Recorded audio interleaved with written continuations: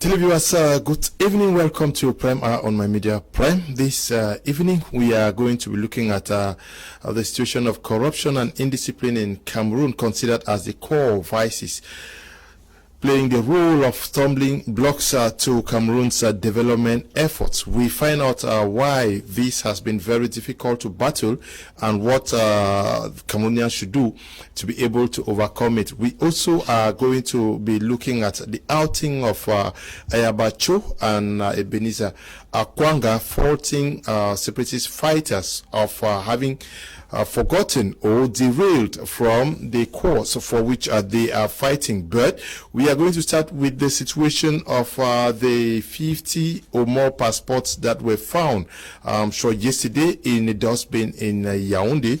We are going to be finding out who dumped them there and how possible it was for an individual to take these passports there, knowing fully well that Cameroonians across all 10 regions have been battling to get a passport. We are going to be discussing this with our panelists who are already in the house. Dr. Simo Marcel is in the house. She is representing the CPDM party. Bonsoir et bienvenue. Merci, bonsoir et bonne année. Je vais commencer par là parce que c'est la première de l'année. Bonsoir à tous vos milliers de téléspectateurs. Bonsoir aux gentlemen qui sont sur ce plateau. C'est un plaisir et bonne année également à ces hommes-là parce que depuis l'année 2021, je crois que nous ne sommes pas rencontrés sur un plateau. C'est un plaisir d'être là comme toujours et apporter, n'est-ce pas, ma modeste contribution aux différentes thématiques que vous auriez choisies. Okay, Derek Song is also here with us. He is a member of the civil society. We're glad to have you. Good evening. Thank you very much, Mr. Kim Leonard, for inviting me to this program. Thank you to the million viewers of My Media Prime. My heartfelt condolence to those who were involved in the accident at Jang Hill.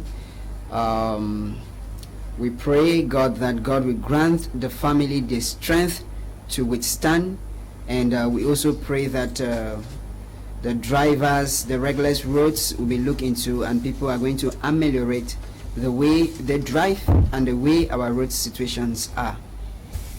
Also with us is Christian Jock. He's the communication person or director for the Littoral for the PCRN movement led by Honorable Cabral Libi.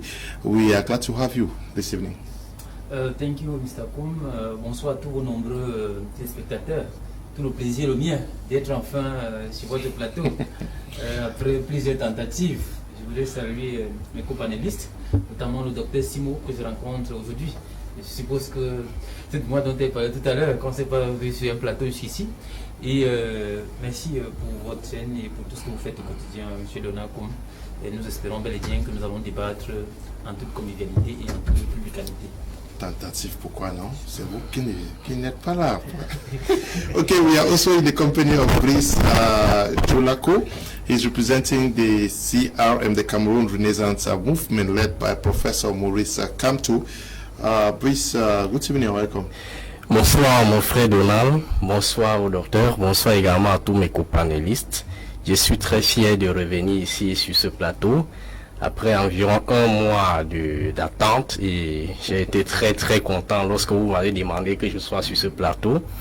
Et je voudrais comme ça profiter pour dire clairement à ce régime de Yaoundé qu'il doit libérer nos collègues, il doit libérer nos compagnons de lutte. Déjà, c'est un devoir.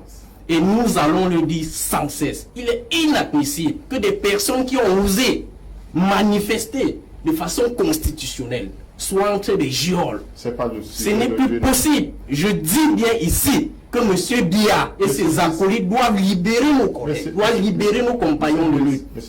C'est un devoir pour lui. Je pense que trop c'est trop. Depuis le 22, depuis 2019 que nos compagnons sont dans les geôles, M. Biya doit les libérer. Et sans délai. Monsieur Brice, voilà. That is not the topic for today now.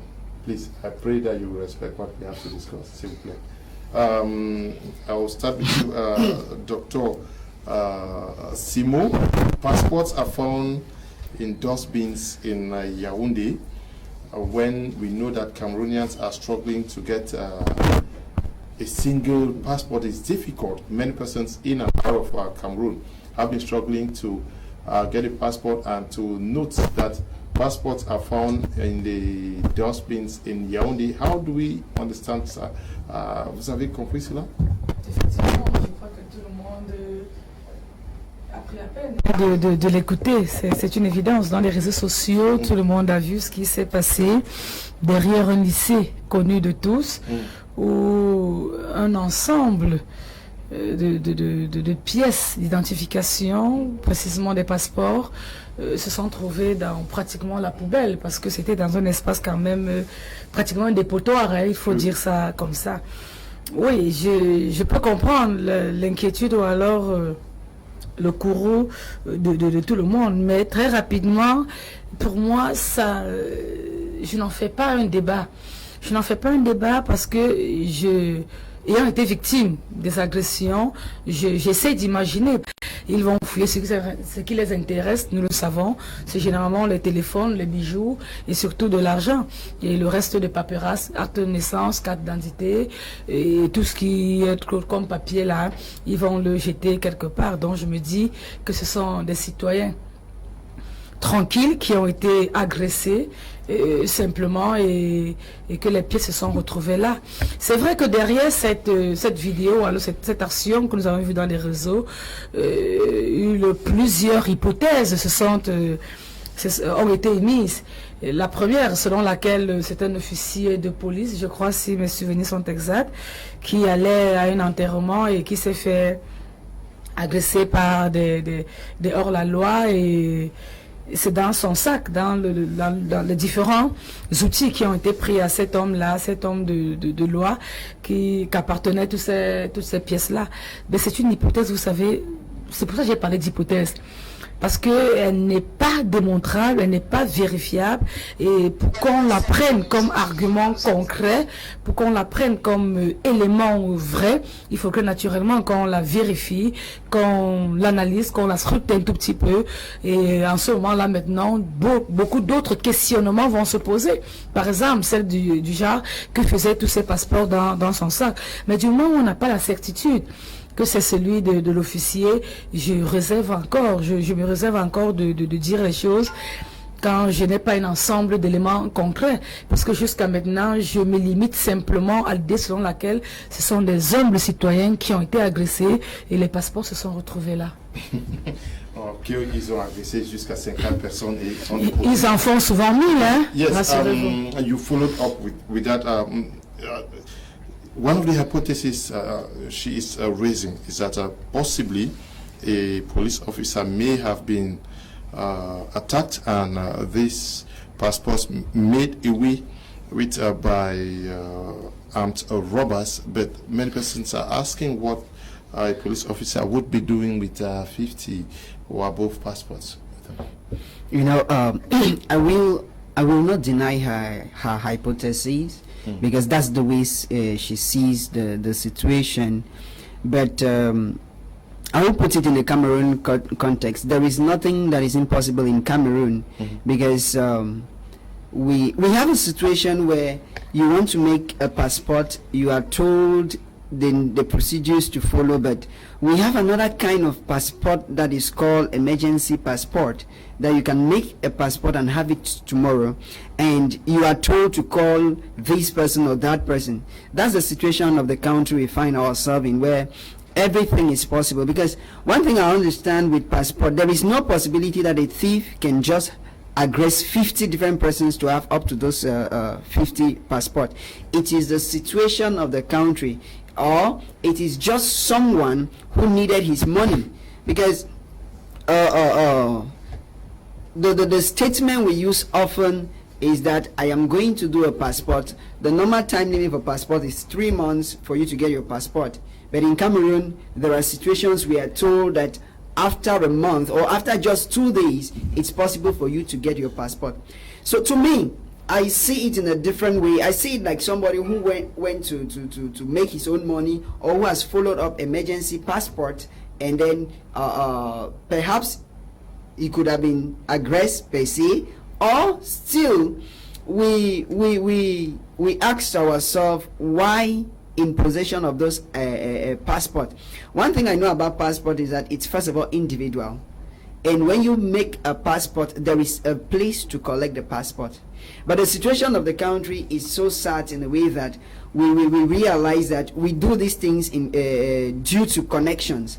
So I could say maybe one connected person has just had those number of passport, and then we can't explain why he should be in possession of that number of passport, and then found in an open air in front of a school. It's just a sad system that we only have to decry. But as at now, there is no way to fast conclusion but to follow the normal Cameroon system of digging into situations to know why, whose passports are that, because there's a possibility to trace back. There are names in the passport. We could trace the names of the names in the passport. When we contact the people, because there's a possibility of getting to the people and then get to know why those passports were found there. Ok, oui, est-ce que il y a aussi des gens qui se disent que peut-être c'est un montage, un cabal qui veut impliquer le délégué à la sécurité nationale, pour démontrer qu'il ne fait pas son travail, surtout au moment où les Camerounais se plaignent de plus en plus des passeports. Vous savez, Léonard, il y a de cela quelques temps, je disais à mes frères francophones que la crise anglophone, vous allez la vivre plus que ceux qui sont de l'autre côté. Personne n'a compris, personne n'a voulu me comprendre. Voilà, nous sommes aujourd'hui presque 2 mois où on parlait de pénurie de passeports, pénurie de cartes nationales d'identité. Mais un beau jour, on retrouve un officier de police, un dépositaire de l'ordre public, avec autant de passeports. L'argument que le monsieur nous avance, c'est qu'il a subi une agression. Mais c'est scandaleux. Non, on n'a pas les passeports. Non, les passeports sont... On a retrouvé les passeports. D'autant plus qu'il a reconnu que ces passeports, il détenait pas devant lui. C'est ça le réel problème. Comment se fait-il qu'un grand monsieur comme ça, dépositaire de l'ordre public, se retrouve avec autant de passeports? Vous comprenez donc la mafia qu'il y a dans ce régime? Vous comprenez donc l'organisation du crime? Parce que priver certaines personnes de leurs pièces d'identité, c'est un crime. Et pourquoi est-ce qu'ils font ça? J'ai longtemps dit sur plusieurs plateaux de télévision qu'effectivement ils veulent empêcher les Camerounais d'aller à l'extérieur et de dire exactement ce qui se passe ici au pays. C'est la raison pour laquelle ils détiennent autant de passeports. Il faut le savoir. Parce qu'en réalité, ce régime voudrait faire un massacre à huis clos. Et l'objectif est clair. Il faut bloquer des personnes. Il faut empêcher que les gens s'en vont. Il faut empêcher à tout prix que le monde entier puisse connaître ce qui se passe au pays. Que ce soit en termes de corruption, que ce soit en termes de marché de gré à gré, que ce soit en termes de crise, en termes de violation des droits de l'homme.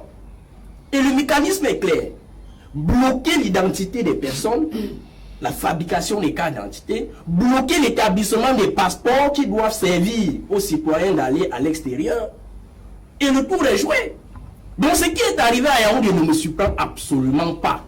C'est un plan bien formaté pour empêcher que les Camerounais aillent à l'extérieur et disent ce qui se passe au pays. Est-ce qu'on a besoin de sortir hors du pays pour qu'on sache ce qui se passe? Nous sommes à l'ère de la mondialisation. Bien sûr, oui, c'est ce que sont les arguments que le régime va nous dire, que nous sommes à l'ère du numérique. Mais rassurez-vous, les preuves sont là. Les preuves des violations des droits de l'homme au Cameroun sont là. Vous vous souvenez, il y a quelque temps, où le crâne de Mamadou Mokhtar, le premier vice-président du MNC, a été fracturé, le bras fracturé. Vous voyez exactement ce qui se passe dans la zone anglophone. Oui. Et la collecte des preuves. Vous savez, le régime a désormais ce qu'on les Chinois appellent les hackers rouges. C'est-à-dire, ils se battent à détruire toutes les preuves numériques qui puissent exister au Cameroun. Et la meilleure solution de conserver ces preuves-là, c'est quoi? C'est d'aller à l'extérieur les garder. Vous avez compris, il y a de cela quelques temps, où on a l'ancien ministre des Finances, de l'économie, je pense, était malade, et il a simulé une maladie, il s'est retrouvé de l'autre côté, et lorsqu'il a fait une interview, il dit quoi? que les preuves, je les ai collectées et gardées à un lieu sûr. Ok, monsieur, Donc, monsieur- pour qu'il les garde à ce lieu-là, il fallait qu'il sorte. Et s'il n'y a pas de passeport, ça sera impossible pour lui de sortir. Donc, nous sommes à l'ère d'un crime organisé par ce régime criminel et qui ne voudrait pas à tout prix que ce qui se passe au pays soit sûr. Monsieur Christian, c'est quand même embêtant. Oui, c'est pas. Ça fâche beaucoup de Camerounais de savoir qu'ils veulent les passeports et qu'on retrouve plus de 50 passeports à jeter ou abandonnés dans une poubelle à Yaoundé. Effectivement, M. Koum, voyez-vous, les partis politiques ont une mission de socialisation, voyez-vous, dans l'éducation de masse. Et c'est un appel à l'endroit du compatriote et congénère du MSC d'éviter un peu un abrutissement collectif, de nous laisser entrer dans le sujet et de parler des questions fondamentales. C'est deux problématiques bien distinctes entre la sécurisation de l'identité et la production de l'identité en elle-même. Je voudrais, à la suite de votre question, vous le dire que vous savez bel et bien que la campagne #MaCNI, conduite si habilement par la porte-parole de l'honorable président Karbal Libi, Madame Anne Fegono Abiloa, qui nous a permis de rencontrer effectivement les membres de la Sécurité nationale, notamment le délégué et la suite. Nous avons échangé avec eux et nous avons compris un certain nombre de choses. Voyez-vous, non, moi ici pour venir dire que le système en lui-même n'est pas bon, parce que je suis une victime moi-même. C'est pour cela qu'on a conduit effectivement cette question. Maintenant, pour revenir effectivement à la question posée jusqu'ici, il y a un certain nombre de grilles d'analyse qui peuvent être convoquées ici. La première grille d'analyse, effectivement, c'est l'analyse institutionnelle qui se demande comment un seul individu peut effectivement se retrouver avec 50 passeports entre ses mains. Dans un environnement où ce passeport est devenu un sésame si difficile à avoir, effectivement, un certain nombre de réponses, d'hypothèses, comme le soulignait ici le docteur Simo, peuvent être convoquées. Ça peut être des agressions, ça peut être tout ce qu'on voit, parce qu'au quotidien, moi-même, en l'espèce, j'ai pas mon passeport, j'ai dû aller le refaire parce que j'ai été agressé, je l'ai perdu, non moins pour justifier effectivement ce qui a été fait.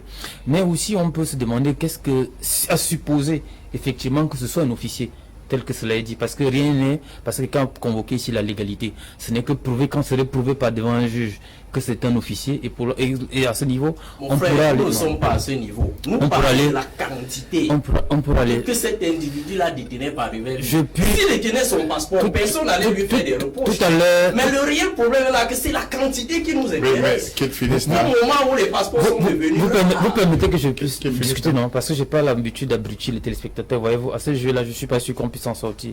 On vient débattre de quelque chose. Je sais pas si vous connaissez ce que c'est qu'un passeport. Parce que vous êtes entremêlés, on dit beaucoup de choses là entre identité, identification. Il y a beaucoup de choses vraiment, des comptes vétés que vous avez contredit. Donc, nous sommes en train de C'est dire, deux pièces bien liées. nous sommes en train de dire effectivement que dans ce processus de production, je vous l'ai dit, nous on a conduit cette affaire. On a rencontré la DGSN. Et vous avez vu, la DGSN s'est prononcée, M. Koum. Et on nous a dit effectivement comment ça se passait. Pour vous dire, nous on suit la chose au moins au quotidien. Et à date, je puis vous rassurer, pour être au moins être de ceux qui sont allés à ce côté-là, que les choses ont changé. M. Koum, nombreux sont ceux qui reçoivent maintenant les SMS. Où on vous dit que votre carte est sortie ou votre passeport est sorti. Le passeport se fait en 14 jours, se faisait en 14 jours au Cameroun et non en 3 mois. Peut-être ça, il faut que vous le disiez. Moi, je l'ai reçu. J'ai reçu mon passeport au bout de 2 semaines. Je l'ai fait à l'IG100, c'est un fait. Voyez-vous, par la suite, il y a d'autres éléments qui sont entrés en jeu. On nous a dit qu'on a changé de constructeur, on est parti de, comment ça s'appelait, entre la SACEL et le nouveau Politec qui est arrivé, et que maintenant c'est un processus, parce que là, c'est une question fondamentale. Il s'agit de la sécurisation de l'identité.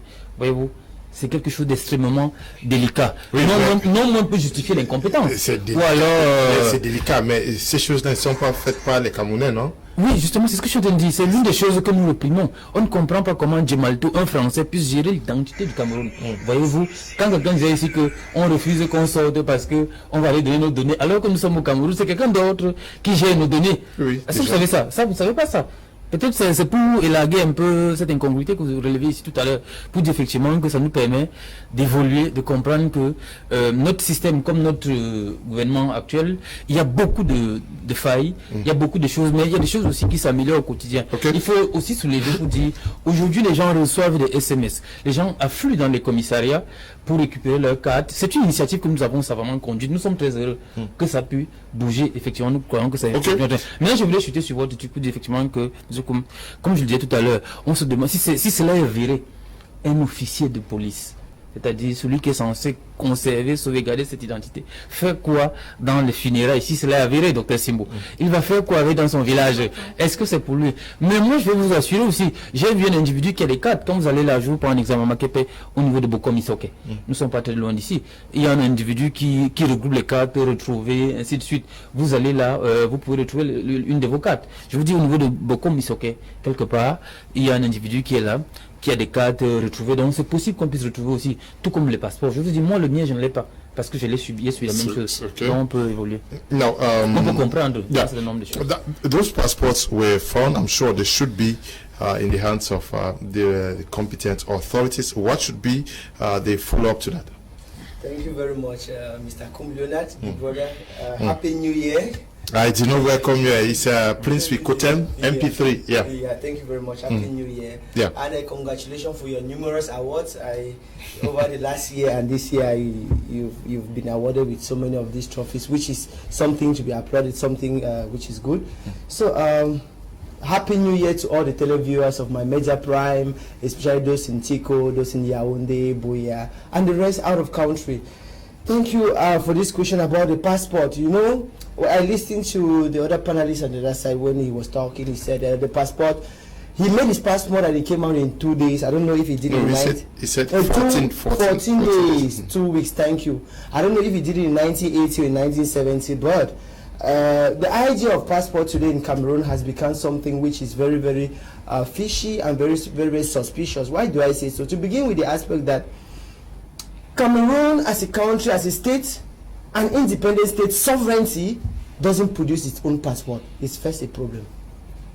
It is a problem, a fundamental problem. Because a passport is what relates to our sovereignty. What relates to our sovereignty? The other arm of the state. We have the government, you have sovereignty as one of the fundamental, and sovereignty is what relates us, Cameroon, to other states out of in the international world. And for you to relate, well, you need to have a passport. And when you don't fabricate your own, when you don't produce your own passport, what do you mean? It means that the diplomacy of your state is even at stake. Your diplomacy of your state is not strong, because those other people out there have the criteria to produce a passport. They can produce it whatever thing, and they can even counterfeit. That's why the last time we saw in France, when there was this commotion between some members of some people in France who said they were opposition and the likes and the like, we saw them, there was some commotion and they were producing passports because of all these things. But coming back to our country, still with the issue of the production of passport within the national territorial jurisdiction of the country, it is another problem. Why? Because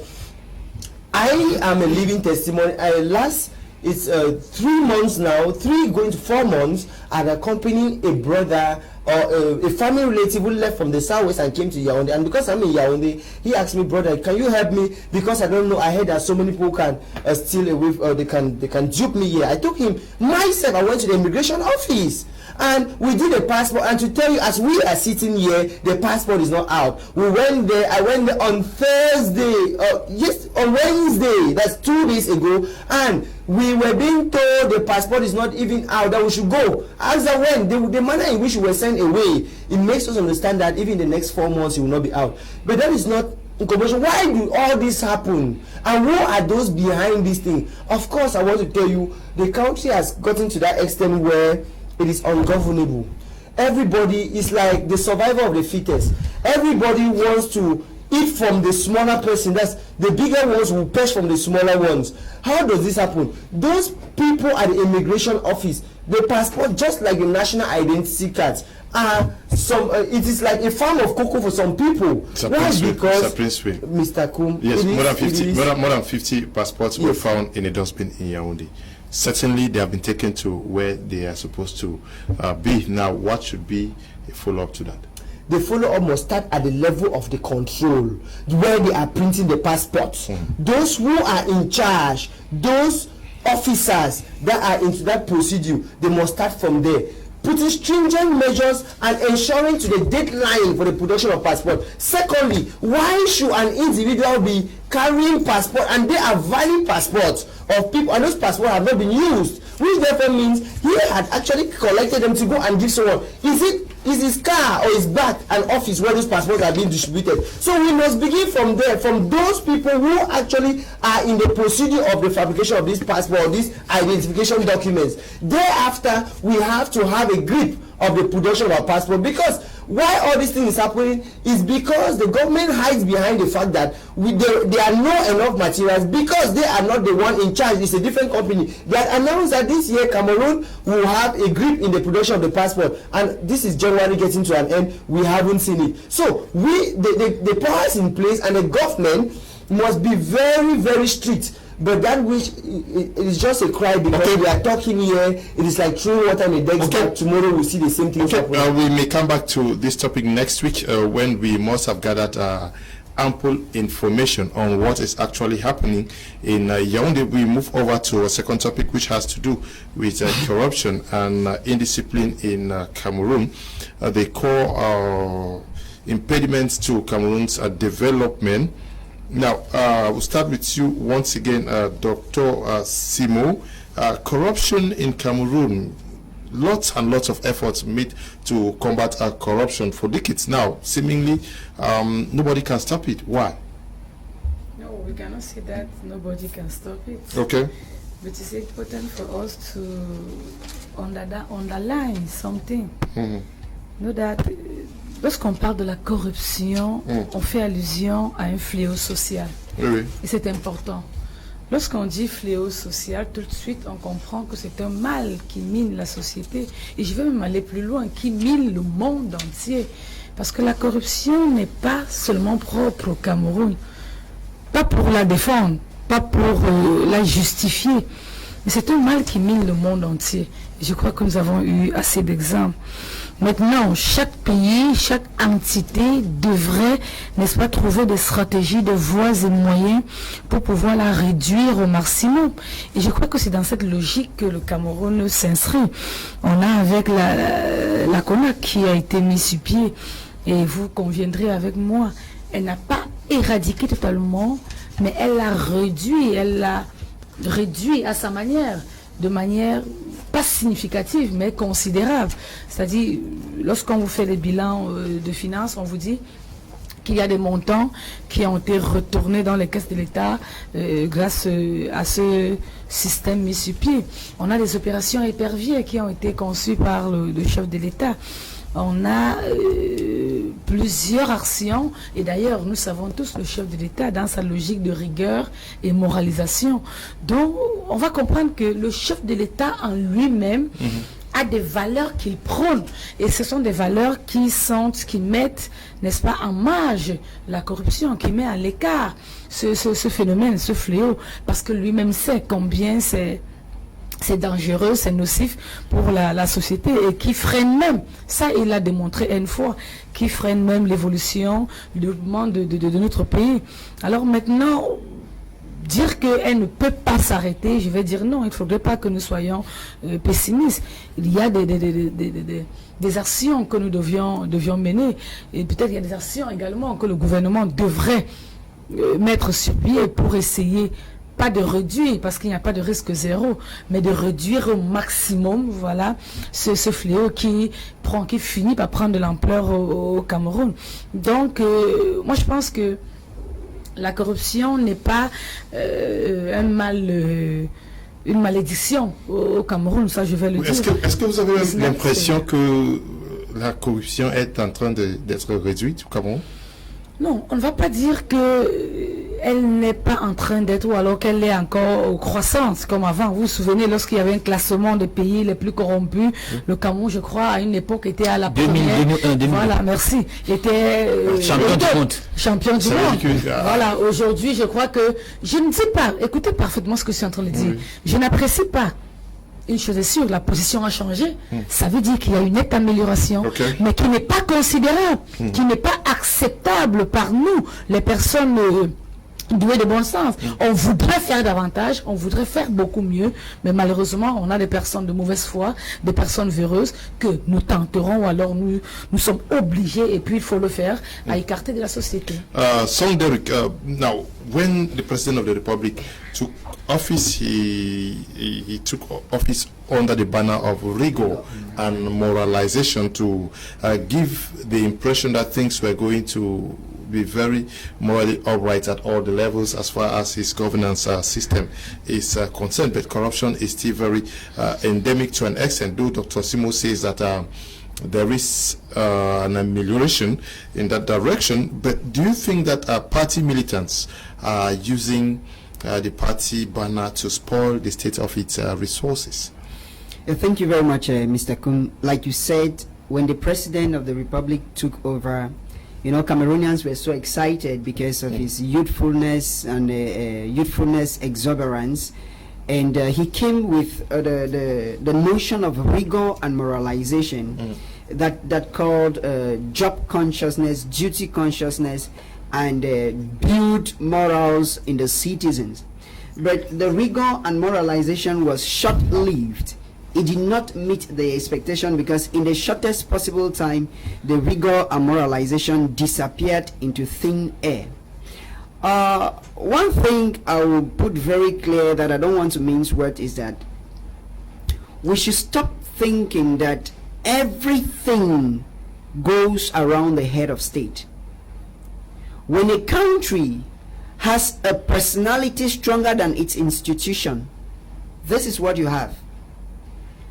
Because the head of state cannot be everywhere all the time. It is about the institution, it is about the people. Without strong supervisory institution, we will realize that there will be a lot of laxity, and that is where the corruption is built. It is because the country has been made in a way that the system is okay with the status quo. Everybody is okay where they are. How can you be in the country where you want to write a NAM, everybody seems to know the cost price of a NAM? You be in a country where you have a document to get and you are supposed to give. And let me make it very clear to the audience that first, corruption, one thing we should not forget about corruption is that there are two parties involved in corruption. You giving out something and you receiving. All of you are corrupt. It's not like it is the person receiving that is corrupt. You that have decided to give out something, you are corrupt. And the person receiving is corrupt.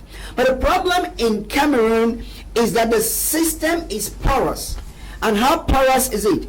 You can get to an office, even if you have a phone number to report corrupt officials. You get to an office, and then, let's say, for instance, somebody asks you $1,000,000 francs, and you call that number.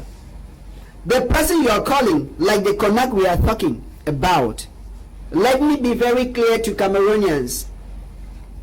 The hunter called Konak is the person we should be hunting, because Konak is more corrupt than the people in the office. Yeah, but Mr.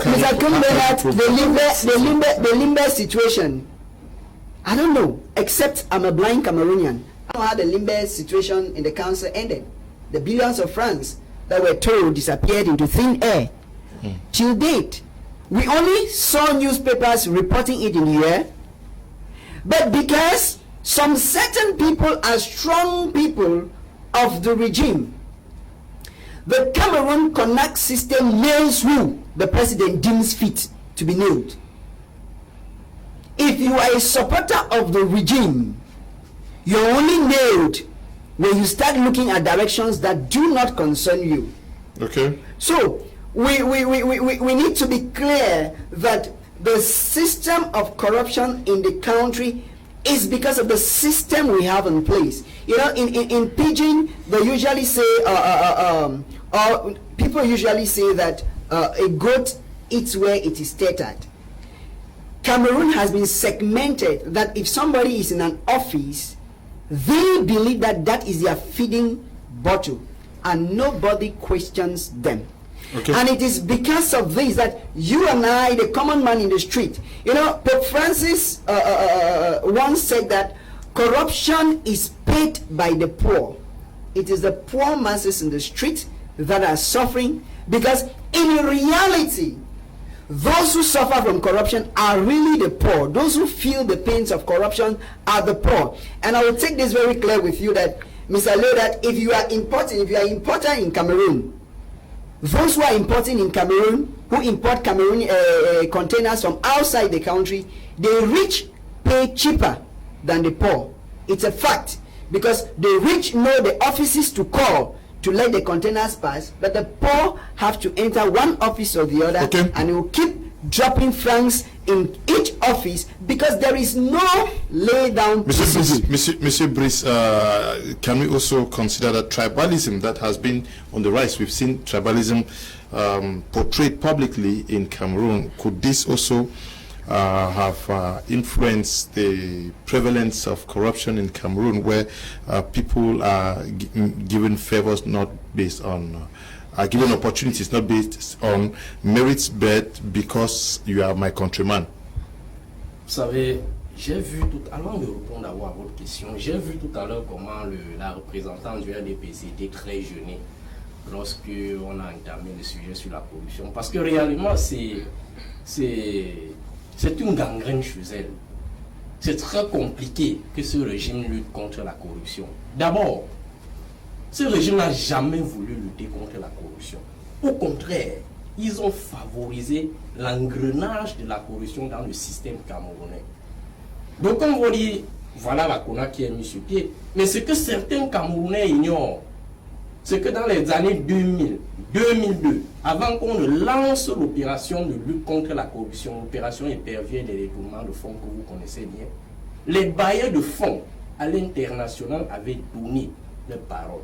Que du moment où le régime ne lutte pas contre le détournement de fonds et la corruption qui gangrène l'économie camerounaise, ils ne devront plus rien en avoir. Ils étaient partis à plusieurs reprises au guichet du Fonds monétaire international, de la Banque internationale pour la recherche et le développement. Ils ont été, ces institutions-là ont posé une fin de non-recevoir. C'est la raison pour laquelle M. Biya revient maintenant à Yaoundé et décide ainsi de mettre sur pied une opération censée lutter contre la corruption et les détournements. Donc voilà exactement comment est-ce qu'ils ont procédé. Maintenant, lorsqu'on parle d'une affaire de corruption aujourd'hui, les causes sont multiples. La première cause de la corruption, c'est la paresse. Les gens sont extrêmement paresseux. Je vais prendre un exemple clair. Des enfants de ce régime, des barons de ce régime qui ont été avec nous dans les collèges et les lycées. Votre champion a été baron aussi, non? Non, moi jamais. Okay. Mon père était un ancien militant de l'UPC. Jamais il n'a flirté avec le... Non, j'ai dit le président de votre parti. Non, lui il est entré pour travailler au service du Cameroun. Okay. C'est un technicien, il est entré en tant que technicien et non politique. Okay. C'est ça la différence qu'il fallait faire. Comme je disais donc tantôt, nous avions affaire donc à un régime paresseux qui encourage les enfants dans le système de corruption depuis l'enseignement primaire jusqu'au secondaire. Comment se fait-il qu'un enfant échoue et le lendemain vous retrouvez cet enfant dans la même classe avec vous, la classe supérieure, et pourtant il a échoué? Vous êtes corrompu. Ça voudrait dire quoi? Vous êtes corrompu, vous? Non, vraiment. Vous avez fait le primaire, non? Le secondaire, pourquoi vous n'êtes pas corrompu? Non, je ne suis pas corrompu parce qu'effectivement, je me suis battu à apprendre mes leçons. Okay. D'abord, je n'ai jamais échoué, jusqu'aujourd'hui. Donc, c'est ce que vous, téléspectateurs, doivent savoir. Okay. Sauf que, au moment où je me retrouve en classe de première, il y en a donc ces enfants-là, des barons du régime, qui avaient échoué la classe de seconde et qui se sont retrouvés en première D avec moi. Cela sous-entend qu'ils ont acheté. Et ces personnes-là sont, parmi eux, il y en a qui prétendent lutter contre la corruption. Voilà là où certaines personnes inculquent déjà l'idée de la corruption dans la tête des enfants. Alors, lorsque ça arrive au niveau étatique, ce n'est que la grande échelle. Si ces gens-là décident de lutter contre la corruption, ils n'auront plus des sacs d'argent dans les concours comme l'ENAM, l'école normale supérieure, l'INIA, l'école normale supérieure de police et bien d'autres. Donc du coup, la corruption pour eux devient un fonds de commerce. Donc c'est très difficile pour eux de lutter contre la corruption. D'ailleurs, vous avez constaté lors des campagnes électorales, les gens sont payés pour aller voter. Qu'est-ce qu'ils font? Vous sortez avec un bulletin du MRC, on vous donne 10 000. Voilà comment est-ce que ce régime procède. Okay. Et avec ça, vous pouvez leur donner le crédit de lutte contre la corruption. Je dis non. C'est la raison pour laquelle nous disons ensemble que M. Dia et ses amis du séminaire, qui partir. étaient censés faire du bien, formés pour faire du bien, doivent dégager, laisser une nouvelle équipe, que ce soit le MRC ou pas. D'autant plus que nous avons gagné les élections en 2018. Donc, le président et qu'ils ont refusé de nous remettre le pouvoir. Ces gens-là doivent prendre leur bagage et dégager le perchoir. Laisser une nouvelle équipe diriger. L'équipe des vainqueurs, bien sûr, le MRC. Ok. 10 secondes. Merci. Oui, je suis un peu gêné, ça, il faut le dire, pour une fois. Je ne vais pas jouer au jeu de ping-pong avec lui, non. Mais je crois que sur des sujets aussi sérieux, parce que mon confrère, là, à l'entame, le lui a fait savoir, mais j'ai l'impression qu'il refuse parfaitement, sciemment de comprendre de quoi il est question. Lorsqu'on n'est pas à la hauteur d'un débat, il est préférable de se taire, vraiment. Docteur, c'est parce que vous avez l'habitude de dire des mensonges et vous n'avez jamais eu quelqu'un qui vous oppose face à ces mensonges-là, une vérité crue. Il suffit de comprendre que c'est vous qui avez apporté la corruption au Cameroun et que vous avez contribué à ce que quelqu'un la pérenne. C'est clair. Dites qu'on n'est pas à la hauteur du débat. Nous n'avons pas l'habitude de mettre aussi comme vous. Donc, il suffit d'écouter la vérité. C'est de ça qu'il s'agit. Monsieur Brice, c'est quand même la démocratie, non? Quand vous parlez, tout le monde vous écoute, non? Je l'ai donné 2 secondes. Vous avez interrompu. Et rassurez-vous, c'est cette démocratie qu'ils vont mettre en exergue lorsqu'ils vont... sont en prison et que vous avez refusé la démocratie. Il fallait donc les laisser sur le champ de la démocratie. C'est pourquoi moi, Brice Djolako, je demande à M. Bia de sortir du marché politique. Il doit revenir sur le terrain pacifique. Monsieur Brice, ok, monsieur Christian, l'État a mis sur pied la CONAC et puis il y a la NIF. Et puis il y a autre structure, mais il y a toujours la corruption. Chaque jour, on en parle. Est-ce que l'État est en train de gaspiller de l'argent sur ces structures qui n'arrivent pas à arrêter le fléau? Ça fait des années, non? Oui, effectivement. Tout à l'heure, voyez-vous, le docteur Simo nous rappelait si fort opportunément que dans les années 2000, j'ai toujours cette image dans la tête. Je me souviens quand nous composions alors le BPC, on nous demandait que le Cameroun a été tristement célèbre dans les années 2000. C'était dans quel exemple? Et nous n'avons pas vu la notion de tristement. Et nous, on voyait célèbre, on voyait effectivement que c'était les Jeux Olympiques. Pour vous dire que cela date un peu des années 2000 et bien avant d'ailleurs.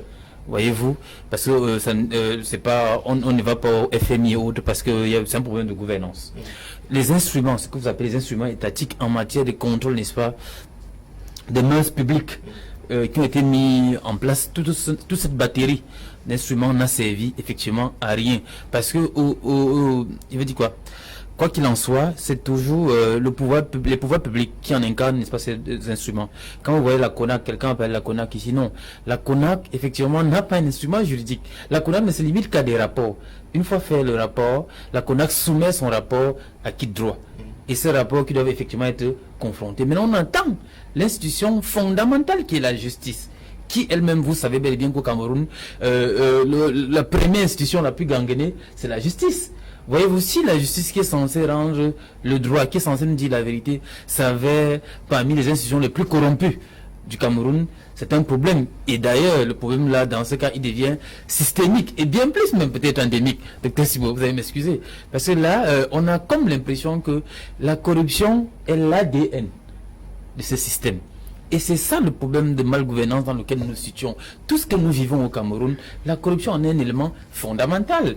Voyez-vous, et tous les individus qui ont géré ce pouvoir ou qui ont participé à la gouvernance de ce pouvoir n'en sont pas des exemples. Monsieur Djolako voulait tout à l'heure donner des leçons. J'aime pas souvent parler des partis dits d'opposition comme nous autres. Vous ne pouvez pas vous-même en être un ministre et vous attribuer un marché qui relève, n'est-ce pas, de vos compétences, de vos cabinets. Ça relève de quoi? La corruption. Voyez-vous, c'est autant d'éléments, c'est-à-dire en termes de probité morale, comme on dit en equity, clean hand. Voyez-vous, donc vous ne pouvez pas donner des leçons aux gens et pouvoir le faire. Et même plus loin, à la campagne de 2018, le Kamatomba et autres, on a vu de la corruption, de l'argent avec le professeur Maurice Kamto. Vraiment, évitons parfois de donner ce genre de choses quand on a l'antenne. On a excusez-moi, je vais pas laisser les mensonges au professeur. Lorsqu'il parle par exemple du professeur Maurice Kamto, je souhaite qu'il traite avec beaucoup de respect. il n'est pas possible de diffamer. Ce qu'il dit là, il est passible de poursuites judiciaires. Je voudrais rappeler, non madame, écoutez, j'ai la parole. Et lorsque je le dis, je disais... Sachez que nous pouvons devenir aussi sûrement. Ce marché avait attribué au cabinet... Ah, donc vous savez de quoi on parle. Ah, donc vous savez de quoi on parle. Retourner au pays, il a exigé rencontrer son chef qui était le ministre de la Justice. Oui, mais... Et le ministre lui a dit le marché est passé de façon régulière. Monsieur Brice. Plus de diffamation. Monsieur Brice. Voilà. Monsieur Brice. Beaucoup de respect pour les gens. Non, Pas de monsieur Brice, vous prenez diffamation. note quand... Pas d'accusation gratuite. Mais vous accusez aussi les autres, non? Lorsque vous donnez des ordres à un chef d'État, qu'est-ce que vous voulez? On appelle ça quoi? Il est chef d'État. Lorsque vous donnez, vous appelez un chef d'État avec une légèreté. Le président élu, c'est l'opposant Maurice Kamto. Vous l'aviez. Et il est où actuellement? Et il est où actuellement? Et il est où actuellement? Vous avez tenté fatigué de museler Je vous en prie, arrêtez de Monsieur rêver. Brice. Arrêtez de rêver, je vous en Monsieur prie. Brice, vous avez... Les Camerounais vous ont assez compris. Vous avez Et on dit en a ici plus qu'il y besoin. a un officier de police qui a pris le passeport et consort. Vous n'avez pas de preuves, hein? Vous l'avez dit ici. On peut aussi... Non, il va diffamer Oui, les oui. autres. Et Non. ça va passer. Non, c'est un débat. Il dit ce qu'il a dit. Quand je vous donne la parole, vous restituez les faits, non? C'est comme ça. Il faut le terminer. D'accord, bien, je voudrais parler ici ex-qualité. Comme je le dis encore, moi j'ai été directeur de campagne du candidat Libi Kabal. Pendant la présidentielle, je veux bien qu'on discute avec des personnes qui ont minimalement le niveau de comprendre ce qu'on dit, vraiment. Pas de fou, voyez-vous, et qu'on puisse en échanger, excusez-moi, c'est pas du peu, qu'on puisse vraiment... Ça, c'est vrai. que nos téléspectateurs, nous puissions respecter nos téléspectateurs. Voyez-vous, M. Delacour, si vous avez la capacité de pouvoir remettre en cause des arguments que je donne ici ex-qualité, voyez-vous, et qu'on en discute. Le débat ne veut pas dire la futilité ou la folie, ok? Et monsieur Koum, je crois que la prochaine fois, il faut un peu de l'alcool test pour voir si certains ne sont pas sous avant de venir ici. Parce que j'ai l'impression que c'est un bois hard qui avant de venir sur ce plateau. Mais bon, pour revenir aux affaires très sérieuses, pour vous dire effectivement que, comme je le disais, c'est un fléau qui gangrène notre société. Tout ce que nous voyons sur la malgouvernance, la centralité, tout ce qui se passe à Yaoundé, prenons même le cas en ce moment, nous voilà en pleine Coupe d'Afrique des Nations, les billets, on ne sait pas où se trouvent, on nous dit Yaoundé est resté avec tout, alors qu'on promeut la décentralisation, on promeut une autre modalité de gouvernance. Bref, ce qu'on veut, c'est pouvoir améliorer les mœurs publiques, c'est-à-dire une autre façon de faire. Ce que nous on vous a dit avec ce gouvernement, nous, à ce niveau, nous sommes d'accord avec le MSC que ce gouvernement a dans son ADN la corruption. Et ils ne sont plus en même de pouvoir donner, je ne sais pas s'ils sont gangrénés. Voyez-vous, toutes les institutions sont gangrénées. Il faut donc un souffle nouveau, un souffle qui va impulser quelque chose, une nouvelle dynamique, une autre façon de faire. Parce qu'on a besoin d'une socialisation nouvelle, c'est-à-dire adopter de nouveaux comportements. C'est pour ça que je dis, moi, pour ceux qui donnent des leçons, j'ai cité tout à l'heure Maxime Mblikichi, pour dire on ne peut pas avoir partagé quelque chose, c'est-à-dire un gouvernement qui est responsable des types que nous vivons actuellement et s'en dédouaner. On dit qu'on est le plus intéressant. Et aussi, je voudrais aussi, à la table de l'eau, je vous ai dit, les partis politiques au rang des missions qui sont les nôtres. Notre mission est constitutionnelle, en l'article 3. C'est-à-dire nous avons une mission de socialisation des citoyens, non d'éducation. Et qui dit éducation, le président de la République est une institution. D'accord, qu'on soit d'accord avec elle ou pas, mais il faut respecter l'institution qui est le président de la République et non le taxifier comme un individu vulgaire qui est au quartier. M. Delacour, ça aussi, prenez un peu de la hauteur. Ça permet que vos arguments soient un peu plus étoffés et mieux agréés, et c'est-à-dire avoir un niveau de débat avec Prince Will, to show that the government was really serious about the fight against corruption, there exists a ministry that is in charge of, they call it a Supreme State Audit, that is supposed to audit almost everything, but seemingly the auditing is not helping the situation. Is the government putting in place institutions that cannot deliver, or persons who are not up to the task of living to the expectations of the institutions to which they have been assigned to work? Thank you very much, Mr. Koum. All of the above is true. Why do I say all of the above? It's because it is a regrettable situation to know that when the young Mr. Biya took over power, his first principle was that of rigor and moralization. That means that he understood the fact that there was corruption in Cameroon. There was a lot to be done about corruption in order for Cameroon to be developed, in order for Cameroon to be an emerging nation. But it's unfortunate today to understand that Cameroon is grounded today upon corruption. That's Cameroon, the basics under which Cameroon functions is corruption. That we can't dispute it. Why do I say so? We begin with the fact that, how will you explain? I want to just take a simple example. Go to what they call GO, that's the divisional officer's office or the subdivisional office. You see, there are people whom they call fonctionnaires and there are those they call attachés, not so. You see, those who are called fonctionnaires are being paid by the state, and those attachés who are maybe family relatives of 1 or 2 people who are in the offices that bring them there. They are being paid 30,000 francs, 20,000 francs per month, and they leave. And they are the same people who keep singing praises for the state or the power, the government in place to remain in power. But you ask yourself, we all keep crying that Cameroon is bad, there is no money. But how do these people still keep praying, crying praises for the state, head of state, or for any other person who is in power? This is because they survive on corruption, and they believe that this person who is in, who is at the top, who brought them there, brought them because he himself got himself there because of corruption. Now, look at this. Look at this instance.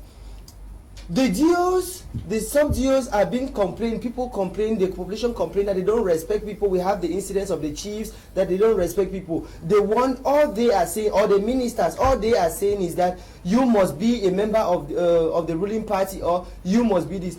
Why? What actually pushes them to do that? Look at ENAM, the school which actually formed them to become DOs or SDOs or governors. For you to get into that school, what do you need to do?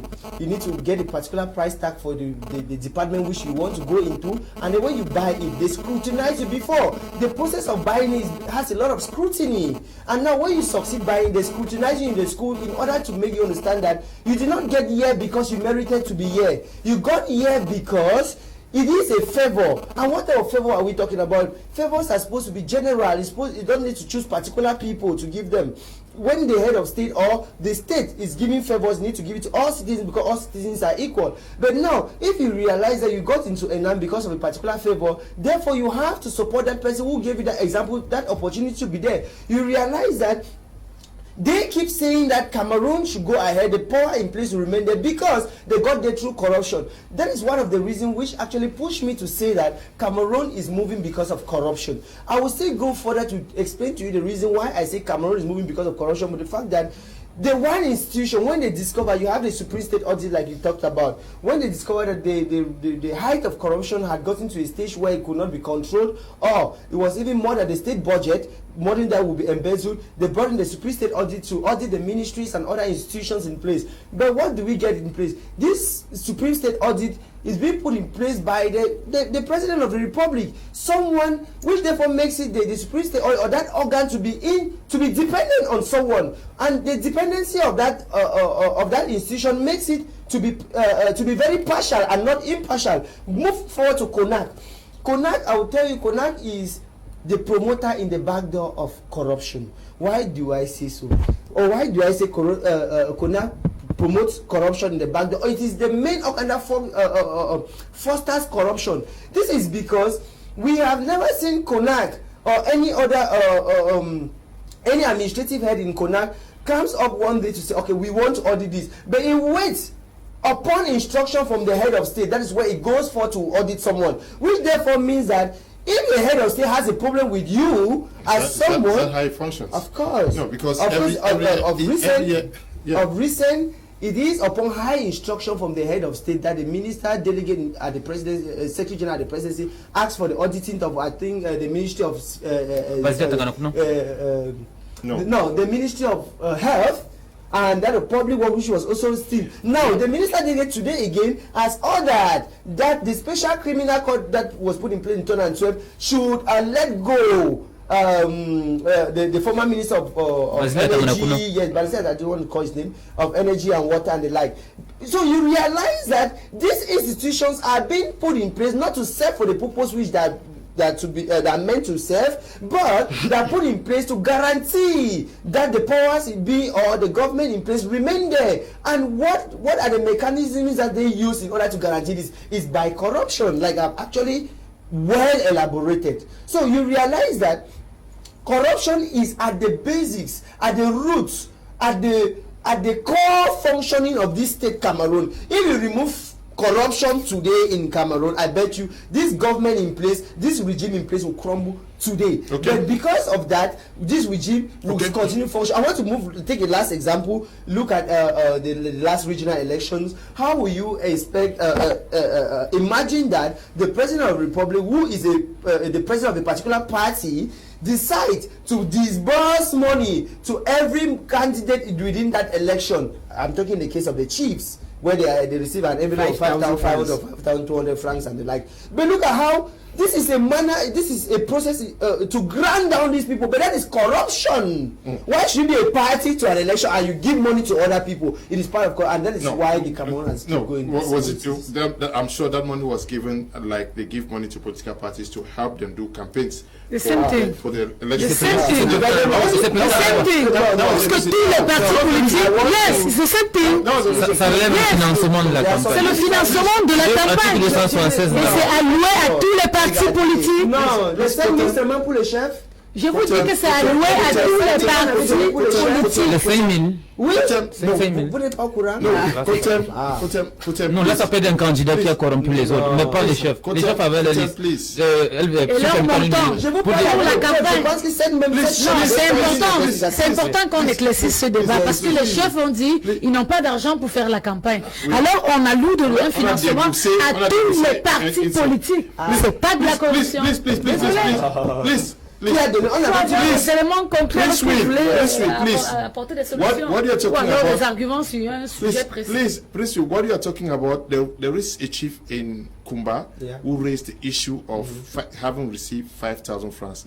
The SDO for Meme came out to say that the money that was disbursed was not for all the chiefs. The money that was disbursed was for those that were involved in elections. It's not everybody. Good. So that was a confusion, please. Mr. Can I please?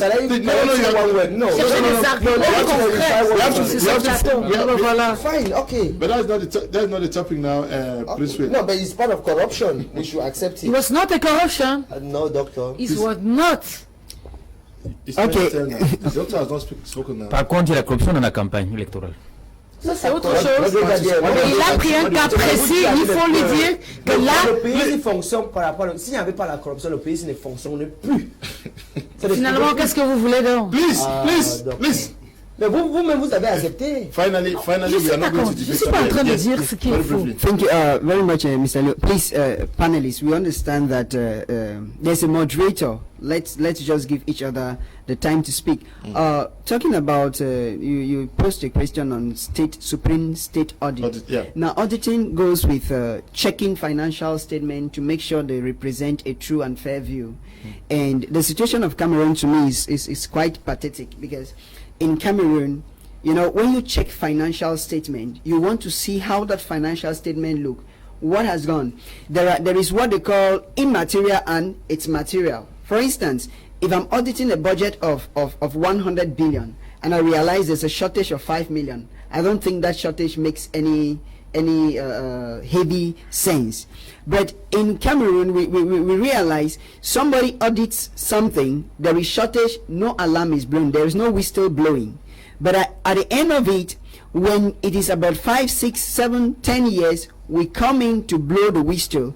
It becomes like corruption has become the new occultism we have in this country because somebody decides to go into politics, and then when he gets enough of it, people decide to go to prison and rest while their children enjoy because there is no checks and balances. So talking about when you ask the question about Supreme State Audit, we expect that this state audit should give financial statement report that gives true and fair view, and at the same time they should play that advisory role to stop, because we often said prevention is better than cure. I say prevention is better than getting to the hospital, because it's better we prevent that something should not happen than to allow it happen and then we are dealing with the consequences. Okay. Let me take two messages. We continue. Mr. Leo, there is something we should know here, that the corruption and extortion, there is corruption and extortion in Bamenda. Hyson is writing from Bamenda. Good evening to you, Hyson. This one says, salut à vous, Monsieur Leo. Vous savez, cette histoire, le passeport, c'est une histoire qui va avec la situation du Cameroun. Par exemple, il faut qu'on arrête la corruption pour mieux avancer. Ok, merci beaucoup. Good evening, Mr. Leo. Is Chili Abigail Benue writing from Douala. any woman or man supporting a Biya regime is not serious, okay? Hi, Mr. Leo. Please, the program today is less interesting due to the unruly attitude of your panelist speaking today. Enomulu Bat is writing from Bamenda. Good evening to you, Enomulu. I love you and your educative programs, Mr. Kum. Corruption can be stopped, but in Cameroon it's not easy to stop it because the practice is encouraged by those who have power to stop it. Abel Kum writing from Bamenda. Good evening to you. This one says the poor are forced into corruption because they are desperate. They are powerless, and the only way to survive is to bow to the powers that be, else they are finished. Romanos is writing from Limbe. Good evening to you, Romanos. Good evening to you all. The president of Cameroon needs to step down and with all his ministers so that Cameroonians should experience a new government. Dr. Simo, est-ce que ce n'est pas aussi parce qu'il n'y a pas véritablement ce qu'on appelle séparation de pouvoir? Par exemple, on a vu le ministre d'État, secrétaire général à la présidence aujourd'hui, a demandé au ministre de la Justice, non, de demander au président du tribunal spécial, criminel spécial, qu'on arrête les poursuites contre le ministre. Est-ce que ce n'est pas ça aussi qui encourage tout ça? Vous savez, moi, le Cameroun est un état de droit. Et moi, ce qu'on m'a appris depuis l'école primaire, c'est qu'au Cameroun, il y a la séparation de pouvoir. Je crois dans les textes, c'est très bien marqué. Le pouvoir exécutif, judiciaire et législatif, c'est clairement défini. Je dis, et j'insiste encore là-dessus, parce que je dis, s'il n'y avait pas corruption exagérée au Cameroun, je crois qu'on serait beaucoup plus loin. Et ça, même le chef de l'État l'a toujours démontré. Parce qu'il a des actions et des concepts qu'il met en avant, qu'il prône, démontrent à suffisance qu'il est contre ce fléau. Malheureusement, nous sommes dans une société marquée par des individus de mauvaise foi. Alors du coup, lorsqu'on a des individus de mauvaise foi, on ne va pas imputer cet ensemble de comportements atypiques au chef de l'État. Au contraire, ce que je vais décrier, et je me dis, c'est ça le véritable problème, c'est peut-être la tolérance administrative qui amène les uns et les autres parfois à dire, bon, je vais voler, qu'est-ce qu'on va faire?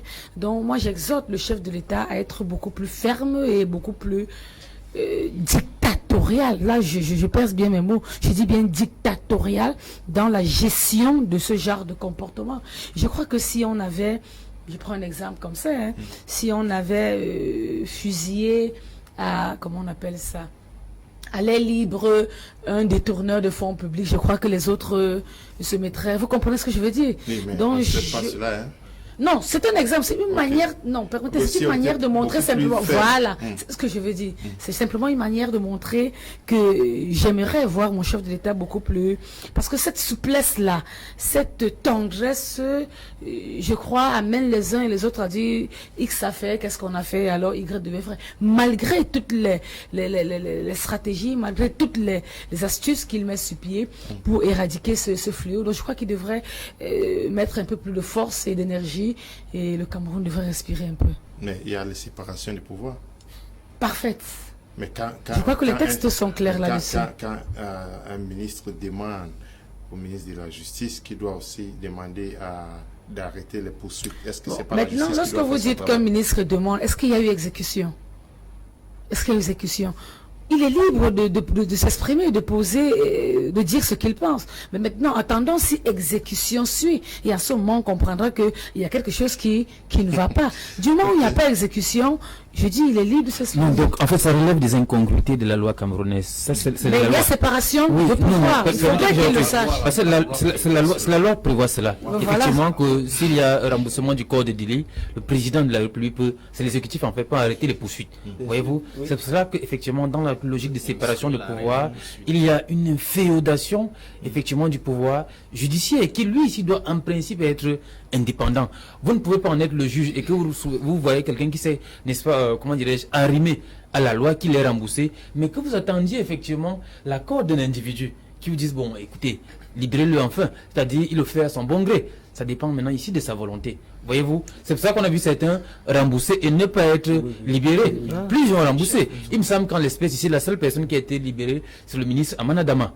Qui a été libéré. Oui, par contre, les Ababa et autres ont été prêts à rembourser. Aujourd'hui, on a vu une note du SGPR qui donne une injonction, en fait, qui transmet l'injonction du président au ministre de la Justice de pouvoir. Donc on s'est dit que dans les jours à venir, le ministre Tanganakuna sera enfin libre. Si vraiment cette note est vraie qui circule. Effectivement. Voilà, oui, c'est ce que je voulais ajouter parce que nous spéculons. Il faut qu'on sache très bien que le secrétaire général de la présidence, lui, il a la délégation de la signature du président de la République. Donc, c'est une chose que c'est ça que je dis. I want to say to let our televiewers understand this, what you guys are trying to that say. That is why I want to add to Dr. Simo that it is not like we are waiting for execution. No, it is already executed because he has the delegation of the signature of the President of the Republic to carry that. So we consider what he has taken is under the ambit of the law because the law actually gave him that discretion to do that. But now this actually brings back to the problem of separation of power.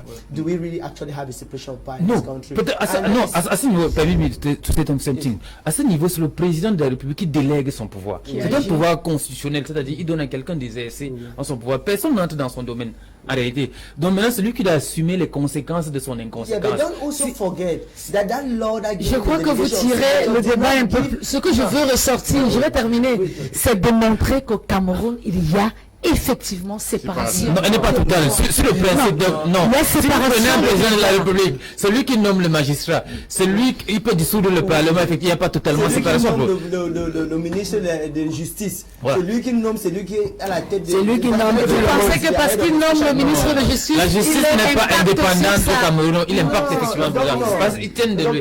Look, when we come to the law, right, I don't want to say I have a master's degree in law, but I want to say there are some expertise that we have to talk about, which is very very important. You have to understand that the idea of separation of power in Cameroon is a myth.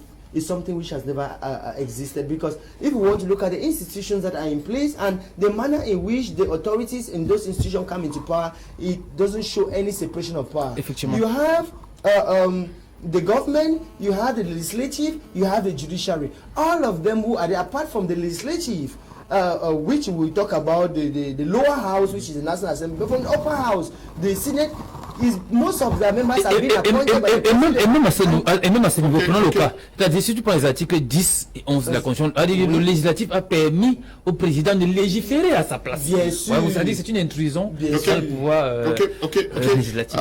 Good evening, Mr. Leo. I want to ask Mr. Kotem if he's related to the late John Kotem of Balikumbat. Thank you for your nice program. Mr. Alfred in Yaoundé, are you related? I'm from Balikumba. The name Kotem is a name generally for Bali people, which means hold your hand, but not necessarily. You are not related? No. Okay. Good evening to you guys. A corrupt person cannot fight corruption. Our government is the main criminal. Konak is just the employee, and the common man, the victim. Zaxon is writing from Bamenda. Good evening, Mr. Leo. I'm writing from Limbe. Let them stop I don't know what you are saying. 50 passports in a dustbin. What for? Why? This is absolute bad faith. Those in charge should be called to order. Nathaniel is writing from Cambe. Good evening, Mr. Leo and co-panelists. Tell the CRM person to be more organized in the way he presents his facts on this panel, that Mr. Biya should leave the palace. Tell him to go through the elections. Please don't just conclude on the passport issue, because it is still not clear if a normal man can do that. Ndifo is writing from Boya. Oui, je reviens maintenant à vous, Monsieur Brice. Now, is it not also because corruption is, on regarde plus la corruption au niveau des ministres, Yaoundé, or ça se vit dans nos hôpitaux, dans les écoles et partout ici là? Oui, ce que vous dites est vrai, mais il faut également qu'on essaye un peu d'établir l'échelle de responsabilité pour savoir à quel niveau et où chacun a une part de responsabilité dans cette affaire. Parce que généralement, pour bien comprendre ce système, il faut déjà savoir comment est-ce que les gens font pour arriver dans le gouvernement. certaines personnes sont prêtes à débourser des centaines de millions pour être sur la liste des membres du gouvernement. Vous comprenez que du moment où ils sont déjà au pouvoir, la seule chose qu'ils ont à faire, c'est de récupérer leur magot qu'ils ont payé pour avoir accès au gouvernement. Et du coup, puisque le gouvernement est une chaîne, et cette chaîne-là a des ramifications. C'est-à-dire quoi? Je prends par exemple dans le système éducatif. On nomme un ministre de l'enseignement secondaire. Le ministre arrive avec son délégué régional des enseignements secondaires dans le sac. Le délégué des enseignements secondaires revient avec son délégué départemental dans le sac. Le délégué départemental vient à son tour avec son proviseur dans le sac. Le proviseur à son tour vient également avec son censeur dans le sac. Ainsi de suite, ainsi de suite. Vous comprenez donc que c'est un système qui est parfaitement huilé. Et lorsqu'on parle de ça, si on s'attarde beaucoup plus sur la corruption au niveau supérieur, c'est tout à fait normal. Parce qu'effectivement, c'est cette corruption-là qui nourrit souvent la petite corruption. Parce que si vous n'avez pas payé pour avoir accès à un poste de responsabilité, vous n'aurez pas une occasion de céder face à une tentative de corruption. C'est parce que le mérite au Cameroun a foutu le camp.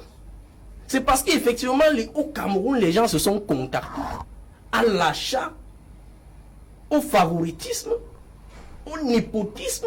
Et c'est la raison pour laquelle le pays n'avance pas dans la lutte contre la corruption. D'autant plus, nous avions parlé tantôt de la séparation du pouvoir. Si le pouvoir n'est pas réellement séparé, ça devient impossible de lutter contre la corruption. Parce que le président de la République, lui seul, est en même temps président du Conseil supérieur de la magistrature. Il nomme le ministre de la Justice, il nomme le magistrat du siège, le magistrat du parquet. Il s'en va jusqu'à nommer le tout dernier magistrat qui vient d'arriver. Donc vous comprenez effectivement que pour qu'une personnalité du pays soit arrêtée, c'est difficile. Parce qu'en réalité, chacun vient avec son protégé. Regardez un instant, on a eu à arrêter certains ministres au pays où ces gens-là, avec des preuves de détournement bien cachées, je vous dis qu'ils avaient protégé leurs preuves de détournement. Au point où aujourd'hui, le tribunal criminel spécial est devant les faits accomplis. Ils sont certains que ce ministre a volé. Mais où sont alors réellement les preuves? Ce monsieur a eu le temps. Pourquoi il a eu le temps? Parce que le magistrat donc qui avait le dossier est son protégé. Qu'est-ce qu'il fait? Il avise directement à son patron qu'en réalité, tel jour, attendez, on viendra vous mettre les mains. Puisque c'est lui qui l'a fait entrer à l'ENAM. Système de corruption. Au sortir de l'ENAM, c'est lui qui bouscule à ce qu'il soit magistrat, à ce qu'il soit un juge d'instruction. C'est toujours un système de corruption. Comment voudrez-vous que ça finisse? Que ça finisse avec cet état de choses? Il faut juste séparer le pouvoir. Laisser le pouvoir judiciaire au juge, laisser le pouvoir exécutif au président de la République et le Premier ministre, et laisser le pouvoir législatif aux parlementaires. D'autant plus que toute initiative de loi, tout projet de loi est adopté au niveau du Parlement. Les propositions de loi faites par l'opposition, voilà un confrère de l'opposition. Demandez-lui combien de projets de loi est-ce qu'ils ont proposé, c'est passé. Ça ne passera pas. Ça passe. Ça passe. Ça ne passera pas. Ça passe. D'autant plus que le SDF peut vous dire quelque chose. Le PCRN peut vous dire quelque chose. Ça passe. Ne racontez pas des choses que vous ne vivez pas. Vous n'y êtes pas. Alors ne dites pas des choses que vous ne connaissez pas. Il est devant moi et je dis ça passe. Le PCRN a apporté des propositions qui ont été acceptées par le gouvernement. Le SDF en a. Non. Ben si. À moins qu'il va vous dire. Ah bah oui, à moins qu'il va vous dire que c'est faux pour les femmes. D'autant que les députés PCN ont décrié cet état de fait. C'est une réalité. Vous ne pouvez pas parler du PCN quand je suis là quand même. Vraiment. Une fois,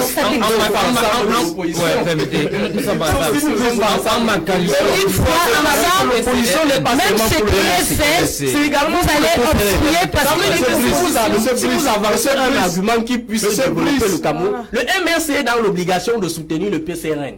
Vous comprenez un peu? Nous sommes tous des partis de l'opposition. Vous pensez donc que le PCRN, le MRC le soutient parce que le PCRN n'est pas une partie de l'opposition? Ne racontez pas les choses que vous ne connaissez même pas. Vous n'êtes nulle part, alors laissez les autres agir. Please, sorry. C'est vraiment chaud. Oui, effectivement, je... No. I want us to look at, since we are talking about corruption and indiscipline, because indiscipline is also one very big problem in the government circle. Do you think that there is complete discipline where there is total respect for hierarchy, or you think that this issue of everybody, whether you're a director, you're a minister, you're a secretary general, everybody is claiming that I have a réseau at the level of the presidency and may not necessarily respect whoever is your direct boss, and we have complete indiscipline. We've seen the case of a minister will not respect the orders of the prime minister. We've seen ministers that will not even respect themselves. Oui, effectivement, votre question est assez fondamentale. Pour nous qui avons étudié NPM, de New Management Public, il y a des éléments qu'on nous appelle les réseaux informels et parallèles. Ce gouvernement, je l'ai convoqué ici d'entrée de jeu, c'est un problème d'indiscipline caractérisée. Voyez-vous, si on ne parvient pas à respecter les principes gouvernants qui devraient en principe encadrer l'ordre public étatique, cela transparaît effectivement de ce que certains ont qualifié de... Le président de la République ne contrôle plus effectivement quelque chose, parce qu'on voit le président de la République dit quelque chose dans ses discours et que ces opérationnels sur le terrain en font le contraire. Il y a un élément assez patent, souvenez-vous, le premier ministre, le chef du gouvernement, Abouya, démontrait effectivement que nous irons au grand dialogue national et toutes les questions seront débattues. Y compris le fédéralisme. Toutes les questions seront débattues, je parle de toutes les questions. Quelques minutes plus tard, dans une chaîne concurrente, et que son ministre de l'administration territoriale dise que ce qu'il a dit là, c'est pour lui. C'est-à-dire, ça, on ne parlera pas de ça. Ça démontre effectivement une indiscipline totale, une cacophonie.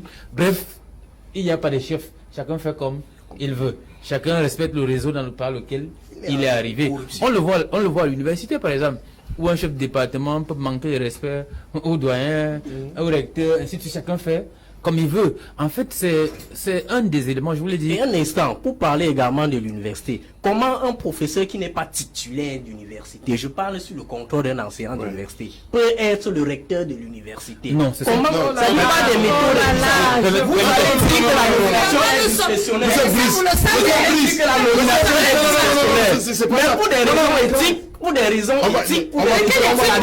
Il y a un problème. Quel est le problème? Quel est le problème? Monsieur Brice, c'est la raison pour laquelle vous devez respecter vos chefs. Monsieur Brice, non.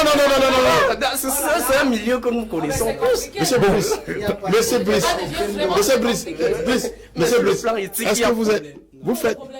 est-ce que vous faites ça sciemment ou c'est quoi? Vous voulez perturber le débat ou c'est quoi? Je vous supplie même, vous n'écoutez pas? Allez-y. Bien, effectivement, je voulais corriger quelque chose pour nous qui avons la chance de flirter un peu dans le milieu universitaire. Non, les nominations relèvent, n'est-ce pas, du pouvoir discrétionnaire du président de la République. Et effectivement, comme dans les hôpitaux, on a les administrateurs de ces institutions-là qui devraient administrer. C'est pas forcément des enseignants. Voyez-vous, nous postulons que les enseignants, les grands maîtres restent dans les canaux qui sont les leurs, c'est-à-dire les amphis, pour dispenser le savoir et que les administrateurs. No, let's talk about the case of indiscipline amongst. Je reviens effectivement pour vous dire que je vous dis que c'est deux éléments. Où c'est une conséquence de l'autre. C'est-à-dire que c'est l'indiscipline qui entraîne la corruption. Chacun fait comme il veut. Il y a dû laisser aller. C'est-à-dire, on a l'impression que, je prends des exemples pour vous démontrer effectivement que tel fait telle chose, tel dit autre chose, et c'est le cas de tous les jours. Vous ne pouvez pas comprendre qu'un président de la République vous dise effectivement que on va faire telle chose, et que ces opérationnels, vous avez dit ces ministres, vous disent écoutez, ça c'est le président de la République qui l'a dit, nous on vous dit que du point de vue technique, on remet même en question la cause, la parole présidentielle, c'est-à-dire, il y a comme une insubordination, docteur Simon, ce sont les faits, une insubordination aux ordres hiérarchiques. Et là, oui, non. Il y en a presque pas, parce que chez nous, il y a quelqu'un qui tient le gouvernail pour dire, c'est effectivement, c'est un problème fondamental et c'est ça qui entraîne la malgouvernance, la cacophonie, s'il ne parle plus de même qu'il démissionne. Okay, now we have a little respect for work culture in Cameroon. That's also part of the indiscipline.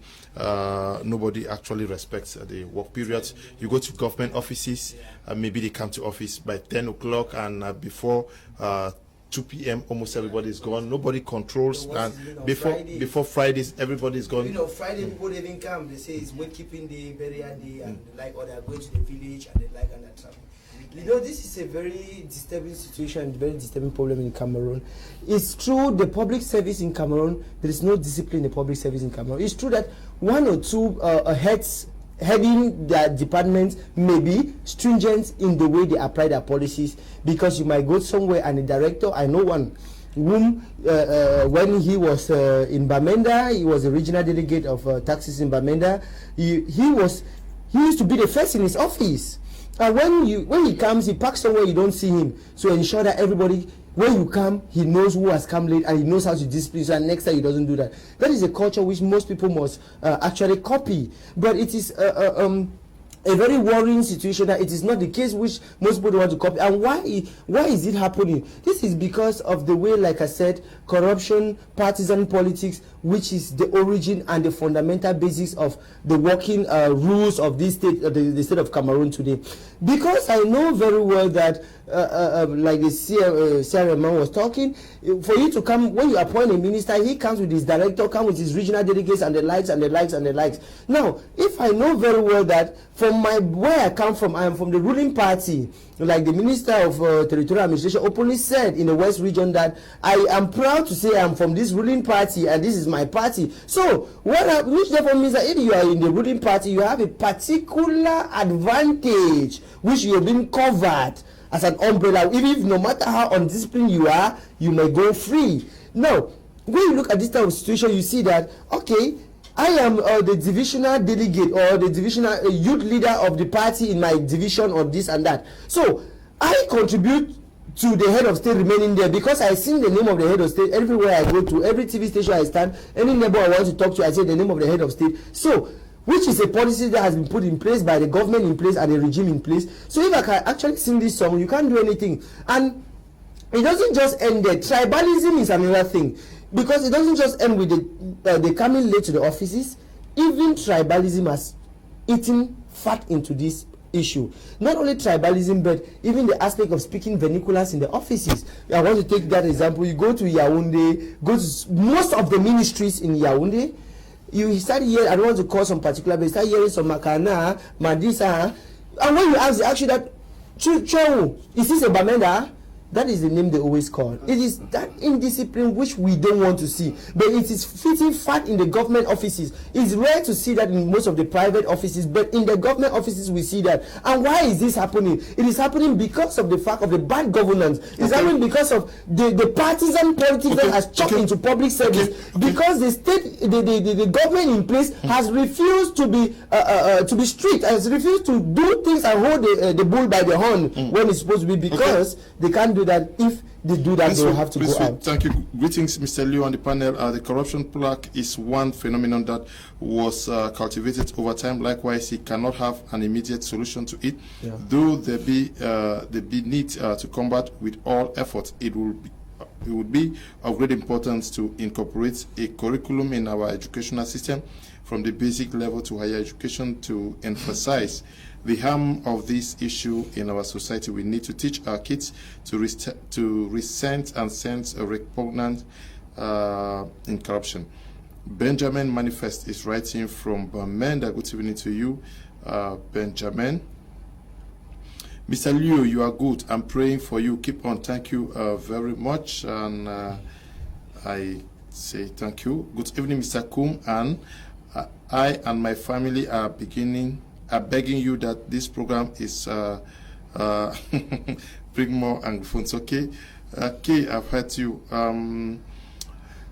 Good evening, Mr. Liu. Why is it that all the days the ladies is in the studio, there is always talks? Okay, Christian Chair writing from Bamenda. Christian, good evening. Good evening to you all. It is Quine Frank from Yaoundé.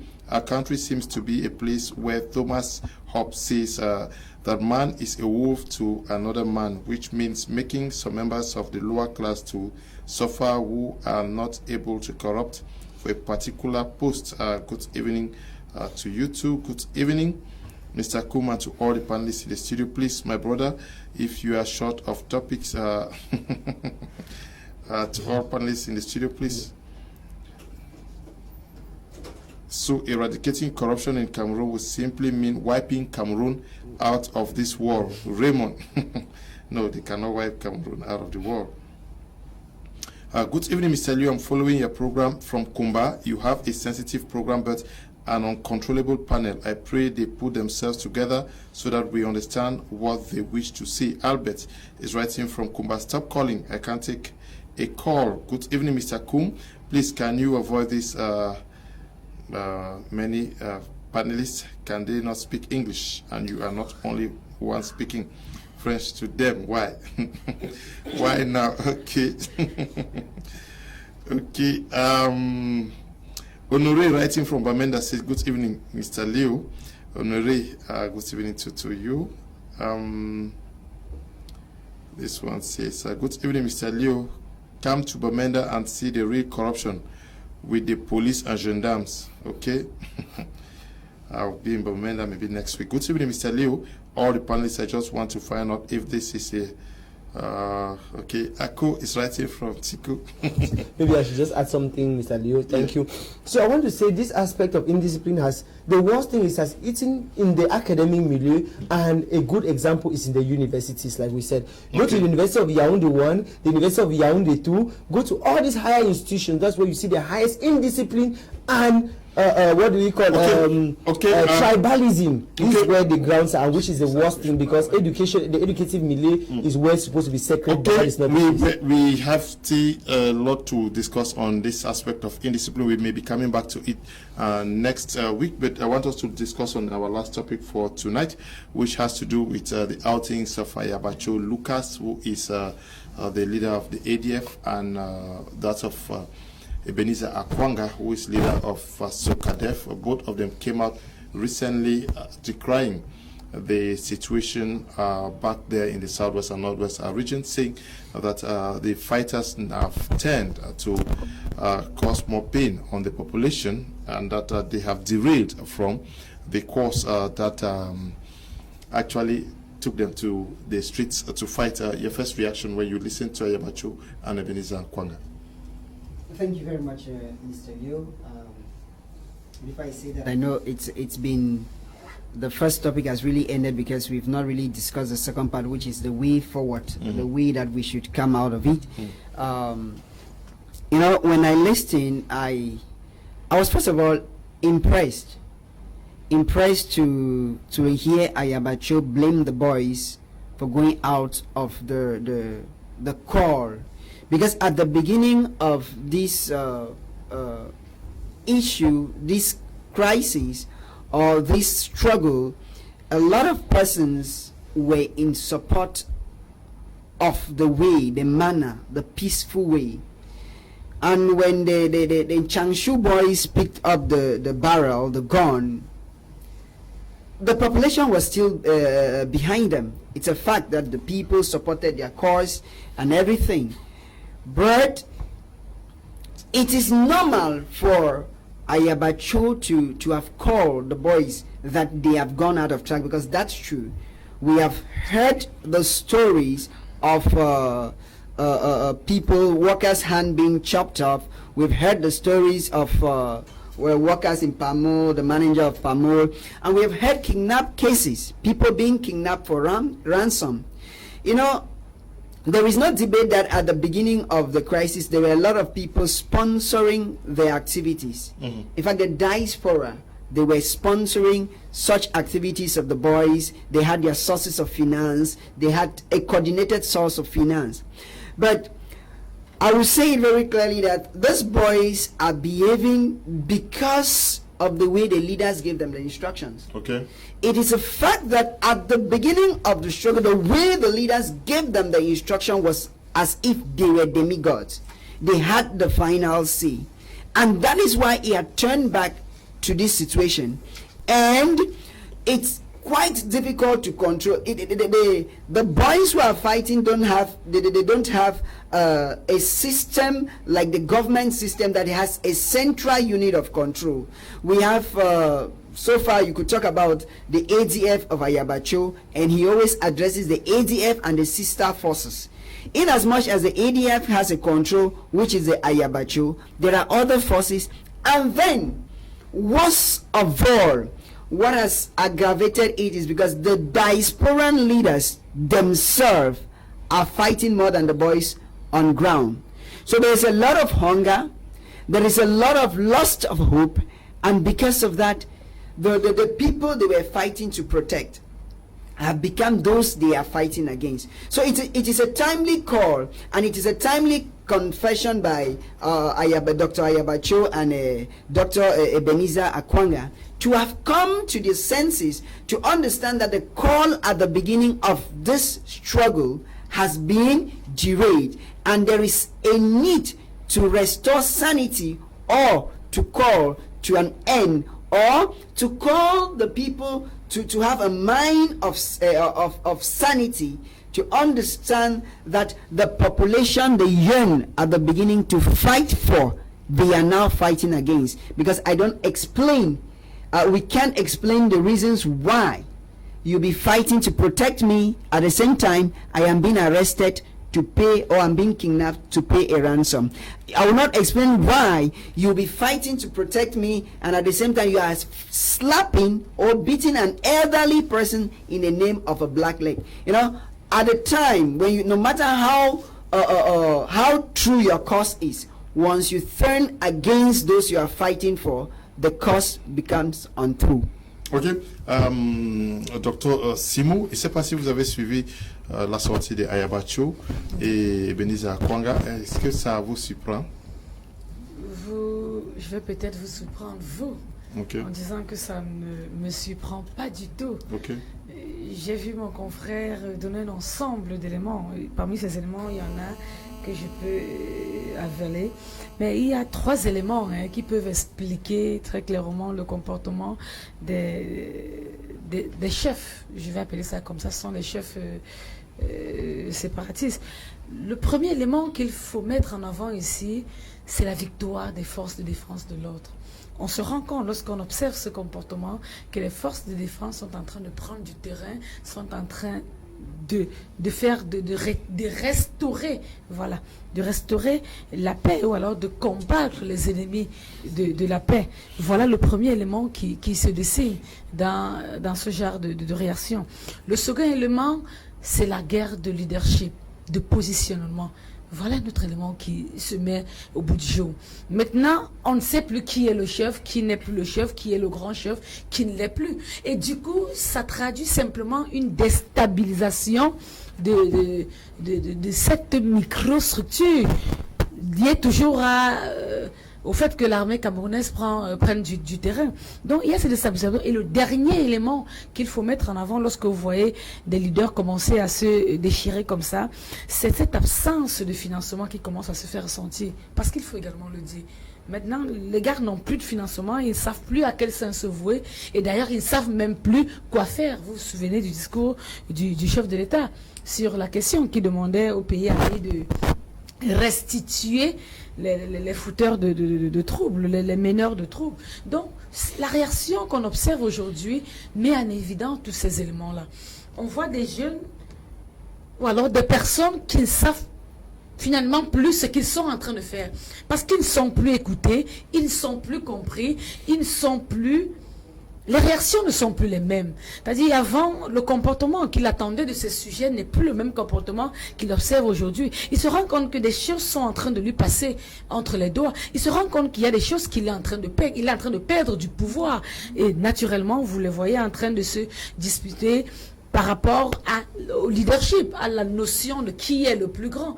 Donc, très simplement, ça remet en avant, n'est-ce pas, la qualité du travail qui est fait par nos forces de l'ordre et qu'il faut féliciter et louer. Parce que je vous ai entendu dire à l'entame tout à l'heure, quand vous parlier de vous étiez à Bamenda hier ou avant-hier, je vous ai entendu parler de ça. C'est des zones où on n'allait pas il y a quelque temps. Donc, on ne peut pas dire au jour d'aujourd'hui que la paix, certes, n'est pas revenue dans cette partie, mais il y a une nette amélioration. C'est pour ça qu'on observe des comportements pareils aujourd'hui. Ça, il faut le dire. We have just less than 30 minutes. If we have to continue like that, finally the debate today is not going to make any sense. Est-ce que tu comprends que Ayabacho fait une sortie où il ne reconnaît pas les gars qui sont en train de lutter, qu'ils s'y sont retournés contre la population. Ayabacho est le chef des ADF, et puis Ebenezer aussi fait la même sortie, que finalement vous luttez pour qui ici maintenant, vous êtes retourné contre la population. Exactement. Vous savez, les deux docteurs, ce sont des intellectuels. Lorsqu'ils décident de parler de façon un peu dissidence, entre guillemets, vis-à-vis des violations des droits de l'homme qui se passent dans la zone anglophone, ils savent exactement de quoi il s'agit. Les deux docteurs, ce sont des personnes qui ont constaté, bien évidemment, qui savent que sur le terrain, il y a plusieurs fractions. Vous avez d'autres fractions, je ne veux pas les citer ici de peur qu'on me taxe de complice. Vous avez des fractions dirigées par Phil Machar, des fractions dirigées, et que chaque fraction a un chef politique. Sans oublier celles que vous financez. Ceux qui sont sur le terrain sont des chefs politiques et ceux qui sont ailleurs sont des chefs militaires. Ce ne sont pas des personnes qui se cachent. Ils parlent à visage découvert. Ce n'est pas la nébuleuse. Donc vous comprenez finalement que ceux qui ont dit, il y a de cela quelque temps, que les camarades du docteur, ce régime aurait des personnes sur le terrain qui seraient prêtes à commettre des violations des droits de l'homme pour enfin leur imputer aux combattants sécessionnistes aujourd'hui ont raison. Ceux-là ont totalement raison.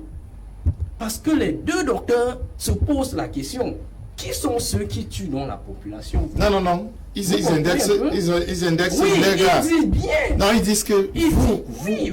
Oui. Ils disent vous. Mais à qui est-ce qu'ils s'adressent? À leur propre force? Oui. C'est la question là que je me pose. Oui. C'est pour dire. C'est pour dire, ne me coupez pas, c'est pour dire quoi? Qu'aujourd'hui, c'est tout à fait clair que sur le terrain, il y a plusieurs fractions. Les deux intellectuels ne sont pas les seuls chefs politiques sur le terrain. Il faut d'abord l'avouer. Et dire aujourd'hui qu'ils n'ont plus le contrôle des troupes, c'est une affaire pour déstabiliser les gens. D'autant plus que nous sommes en train de dire que nous devons résoudre cette crise de façon pacifique. Le régime trouve en ça une occasion pour encore accentuer les bombardements militaires, pour encore accentuer la violence. Et c'est cette violence-là qui va continuer à entraîner d'autres violences. Donc dire aujourd'hui qu'ils dénoncent le fait que leurs propres combattants se retournent contre la population dont ils sont censés défendre, il faut bon poser beaucoup de questions. Parce que si vous faites une mauvaise analyse de cette situation, vous allez donner raison au régime qui disent que ces personnes qui combattent sur le terrain sont essoufflées. Il y a un journaliste sur la toile, que je ne veux même pas citer le nom ici, qui passe tous les jours, a dit voilà, les violations des droits de l'homme qui sont perpétrées dans la zone anglophone ne sont pas le fait des combattants sécessionnistes. Je me suis toujours posé la question sur ce. Est-ce que Bienton au Cameroun, il est sur le terrain? Non, vous voulez citer le nom? Je vous donne le nom. Moi, je vous donne le nom. Je ne connais ni d'Adam ni d'Ève. Non, si c'est lui. Je le connais ni d'Adam ni d'Ève. Non. Si c'est Bienton. Non, si c'est Bienton. Celui dont vous parlez, je ne le connais même pas. Non, celui dont vous parlez, si je le connais même pas. Si ça passe chaque fois. Vous comprenez? C'est pour dire quoi? C'est pour dire quoi? C'est pour dire quoi? Qu'aujourd'hui, avec ce que les deux intellectuels, chefs politiques de ces branches militaires-là disent, il faut donc poser la question réellement, qui sont les combattants sur le terrain? Qui sont les combattants sur le terrain? Donc ça ramène donc à croire aujourd'hui que sur le terrain, il y a beaucoup de fractions. Non, s'il vous plaît, est-ce que vous voulez faire croire que Ayabacho ne connaît pas ces gars et que Beniz Akwanga ne connaît pas ces gars? Parce que si aujourd'hui le président de la République frappe les militaires dissidents, c'est parce qu'il sait que ce sont ces gars qui ont fait ceci. Et c'est la même chose qu'ils sont en train de faire. Pourquoi vous les dédouanez? Non, je ne les dédouane pas, Léonard. Je ne les dédouane pas. D'autant plus que ce ne sont pas des personnes. Sur le terrain, ces chefs militaires, nous ne les connaissons pas. Je n'ai jamais vu l'un d'eux. Vous connaissez. Donc c'est pour dire exactement que les dénonciations faites par ces leaders politiques de certaines branches militaires nous laissent à croire exactement que sur le terrain, il y en a qui ne les obéissent pas, qui ne sont pas des leurs. C'est ce que je voudrais faire croire. Et c'est pourquoi je vous dis, l'armée camerounaise est en train de gagner du terrain. D'accord. Moi, je voudrais avoir une autre approche de la chose, voyez-vous. Je voudrais avoir une autre approche de la chose, voyez-vous, parce que là, il s'agit de l'intégrité du territoire. Il s'agit quand même des milliers de Camerounais qui, dit-on, sont déplacés, qui sont perpétrés. Évidemment, il faut prendre la chose avec beaucoup plus de sérieux. Il faut éviter cette politique qui consiste à encourager, n'est-ce pas, ce genre de choses. Vraiment, et il y a un discours franc dans ce genre de choses. Moi, j'ai lu le docteur Ebenezer Akwanga. Je l'ai suivi, et davantage Ayabacho. je crois quand même que, pour moi déjà, je vous donne ma position ici, il faut saluer ce retour au bon sens. Il faut saluer ce retour au bon sens. Si eux hier célébraient ces atrocités, sont les premiers à dire vraiment arrêter ce genre de choses, il faut saluer ce retour à la normalité, sinon à la raison républicaine. D'abord, ça c'est la première chose, la première grille d'analyse qu'il faut avoir. La seconde grille d'analyse qu'il faut avoir, effectivement, il faut savoir que on a convoqué la notion de criminalité transnationale. Notamment, il me semble qu'Ayabacho est convoqué au niveau de l'Institut antiterroriste de la Norvège. N'oubliez pas ça aussi. Vous voyez bel et bien qu'il est incapable de sortir désormais du territoire. Et il doit se présenter, il me semble que c'est dans 48 heures, devant cette institution. Et il va être pris par les ténèbres. Donc il peut se dédouaner parce qu'il sait bel et bien qu'il va être pris pour terroriste international. C'est une des lectures qui peut nous permettre de croire qu'effectivement il veut s'en dédouaner, parce que si hier il célébrait, oubliant qu'on a les vidéos, on a tout, effectivement. La troisième grille de lecture, effectivement, c'est celle que le docteur Marcel Simon a développée ici. L'on constate effectivement que l'armée républicaine semble se positionner du jour au jour, semble retrouver des territoires qui, hier, étaient contrôlés, on peut dire ça comme ça, c'est difficile de le dire, qui n'étaient pas perdus, docteur, mais étaient contrôlés par ces brigands, par ces bandits, et la vérité c'est aussi que l'économie de la guerre s'est développée dans ce truc. Maintenant, l'autre quatrième grille de lecture que je voudrais convoquer ici, le discours de l'éminent cardinal Christian Toumi au sortir de sa captivité sur la télévision nationale nous a quand même donné froid au dos. Le cardinal Toumi vous dit que s'ils sont 10, un chef de guerre lui dit, si nous sommes 100 ici, je suis peut-être le seul Camerounais sur les autres. Voyez-vous, ça il faut intégrer aussi cette logique analytique et que la conscience nationale peut abriter cela en disant que peut-être hier on a convoqué les mercenaires pour combattre, aujourd'hui non plus le contrôle des mercenaires qui sont sur le terrain.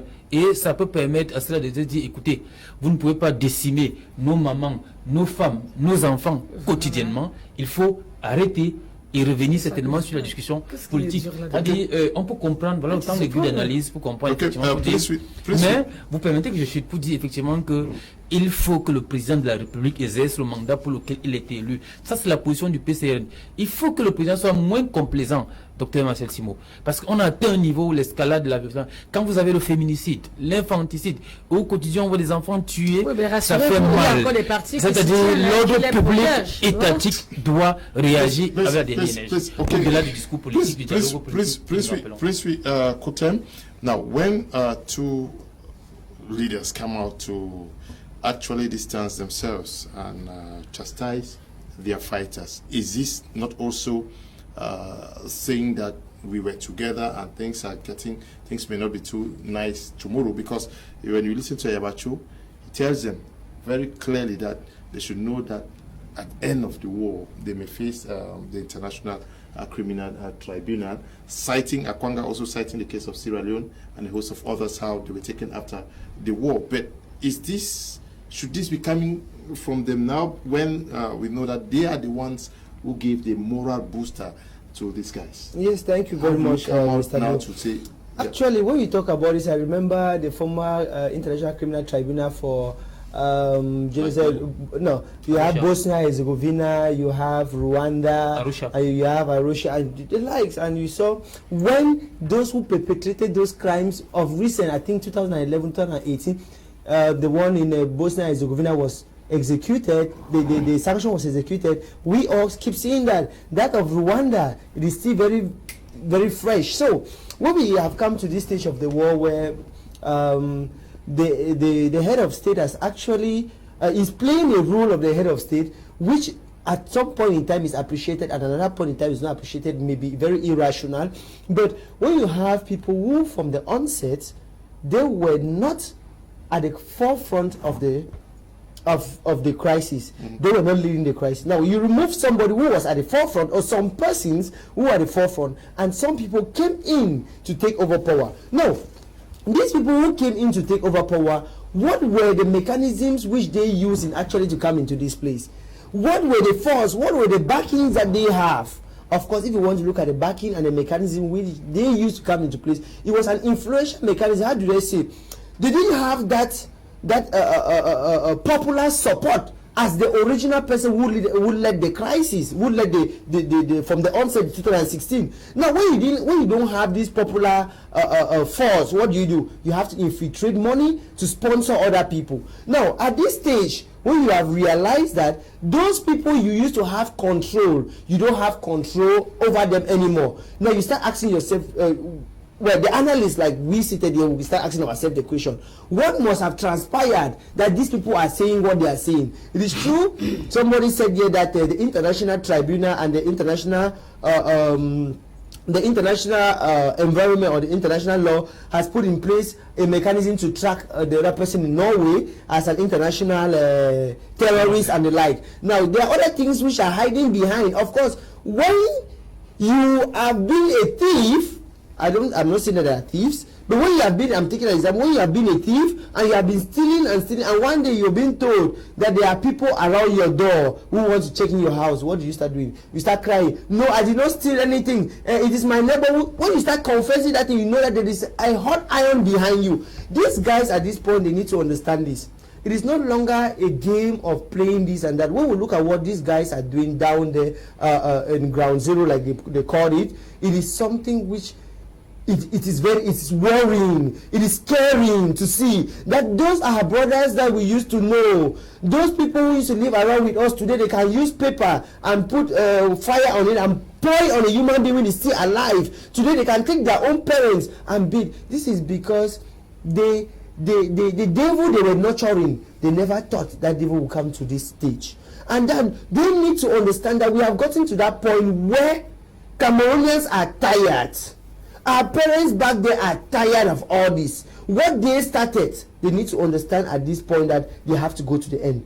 Going to the end doesn't mean that they have to continue fueling, they have to continue sponsoring those boys, but they have to understand that this is a time where they must do everything humanly possible to calm down that boys, to calm down those boys. Because if they can't calm down those boys, then the law in place will have to calm them down. Because they are the one who started this in this direction which it is. And if you take a train and you claim to be a pilot and you can't pilot a plane very well, I tell you there is a responsibility for he who gives the order. He has his own responsibility and a place which the law has put it for he or she to be held responsible. So these people who are today crying foul, these people who are today saying that they don't have a grip over these boys, they need to look again, they need to take a second thought before they can say what they are saying. But we have to understand that each and everyone has a responsibility to take. Whether the state or the government in place or those who are sponsoring them, each and everybody has a responsibility. But we have to take into consideration that each life of every Cameroonian matters.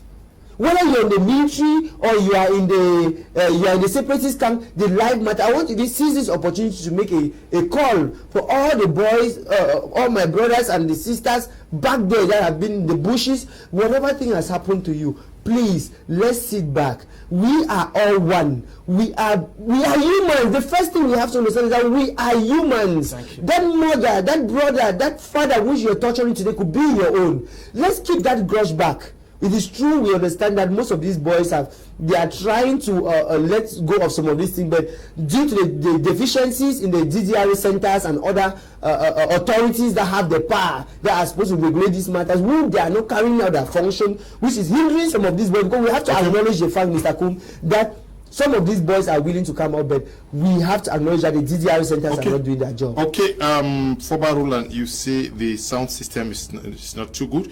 Foba Roland, I'll just advise that you do a rescanning of your television. Just do a auto research of your channel. You're going to get the audio. Good evening, Mr. Leo. Great job there. I'm Tumenta Rodrigue from Bonamusadi. I'm not so excited about their exit because they have been leaders of the ADF for some years now. Why today are they claiming it's now they becoming aware of the atrocities? Yeah. So what I'm interested in is the apologies to the public. We need all Anglophone conference. But do you also think, like others, that you can't take these guys to this level to now want to turn your backs on, telling them that they are going to face the strong arm of the law? Are you not also going to face the same arm of the law? Yeah, thank you very much, Mr. Leo. I have often said, and I'm saying that with everything we do, there must be accountability. After every war, there is stock taking. It's a fact. And if you've pushed people to this level, to me, it's not like they have turned their back. It's telling them what is at stake. Because they are leaders. That's a fact. It's not wrong for a leader to tell you that if this is done, this is the punishment. It is a call to consciousness for them. And at this stage, it's a very dangerous stage, because no matter how we try, the crisis or the Anglophone struggle or the Southern Cameroon fight cannot die a natural death. Especially in a situation where a doctor like Dr. Simo said that they appreciate the efforts of the military for taking back a lost territory. I don't know if you are openly telling the world that that territory was lost. I don't know that. But if that's the case, then there should be something. Why was the territory lost? The Anglophone issue, no matter what the leaders are saying, if it has to die a natural death, it will resurrect a natural resurrection. It's a fact. And even if Ayabacho Lucas, Dr. Akwanga, and whosoever commands the boy should call them to drop their arms, whether those arms are dropped or not, there is a need for a genuine round-table discussion. Yeah, but that's not the topic for today. I understand. Mr. Liu, I'm linking something. What you are saying is Mr. Liu, I'm linking something. No, Mr. Liu, please allow me. Are you answering my question? Yes, I'm very straight on your question. Okay. That he has called, he has boosted the egos of the boy. He is leaving them at a particular point. And at one point in time, you made it very clear that they were boosters. Meaning that their outing kills the ego. But I'm saying that no matter what the outing, whether it kills the ego, it is the leader's role to tell the people that what is wrong and what the punishment will be. Okay. Just like Doctor, please, let me finish talking. It is the leader's role to call his people to tell them the stakes. Just like after the Ngaribu incident that the government so much denied, they are claiming to have called people to book. So they are calling the boys to book to tell them that chopping up of people's hands, you will answer. Killing people alive, you will answer. And mind you, that to me, what they have done is so much honorable, different from the government that has denied everything that ever happened, including broad daylight shooting spree. It is far more honorable to accept an error and learn than to deny and commit the second error. Okay. Now, when that you have chopped off the hands of people, you are going to bear responsibility.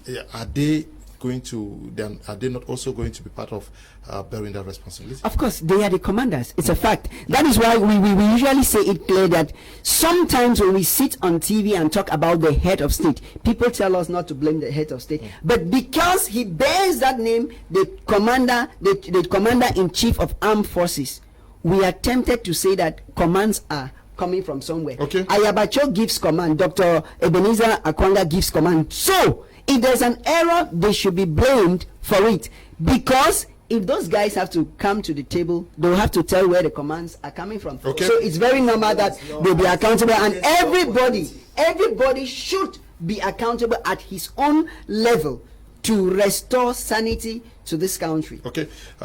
This one says Ambazuna is fake dream. Let all Amba drop their guns and save their lives. The IG government have feed. Mukete is writing from Yagua.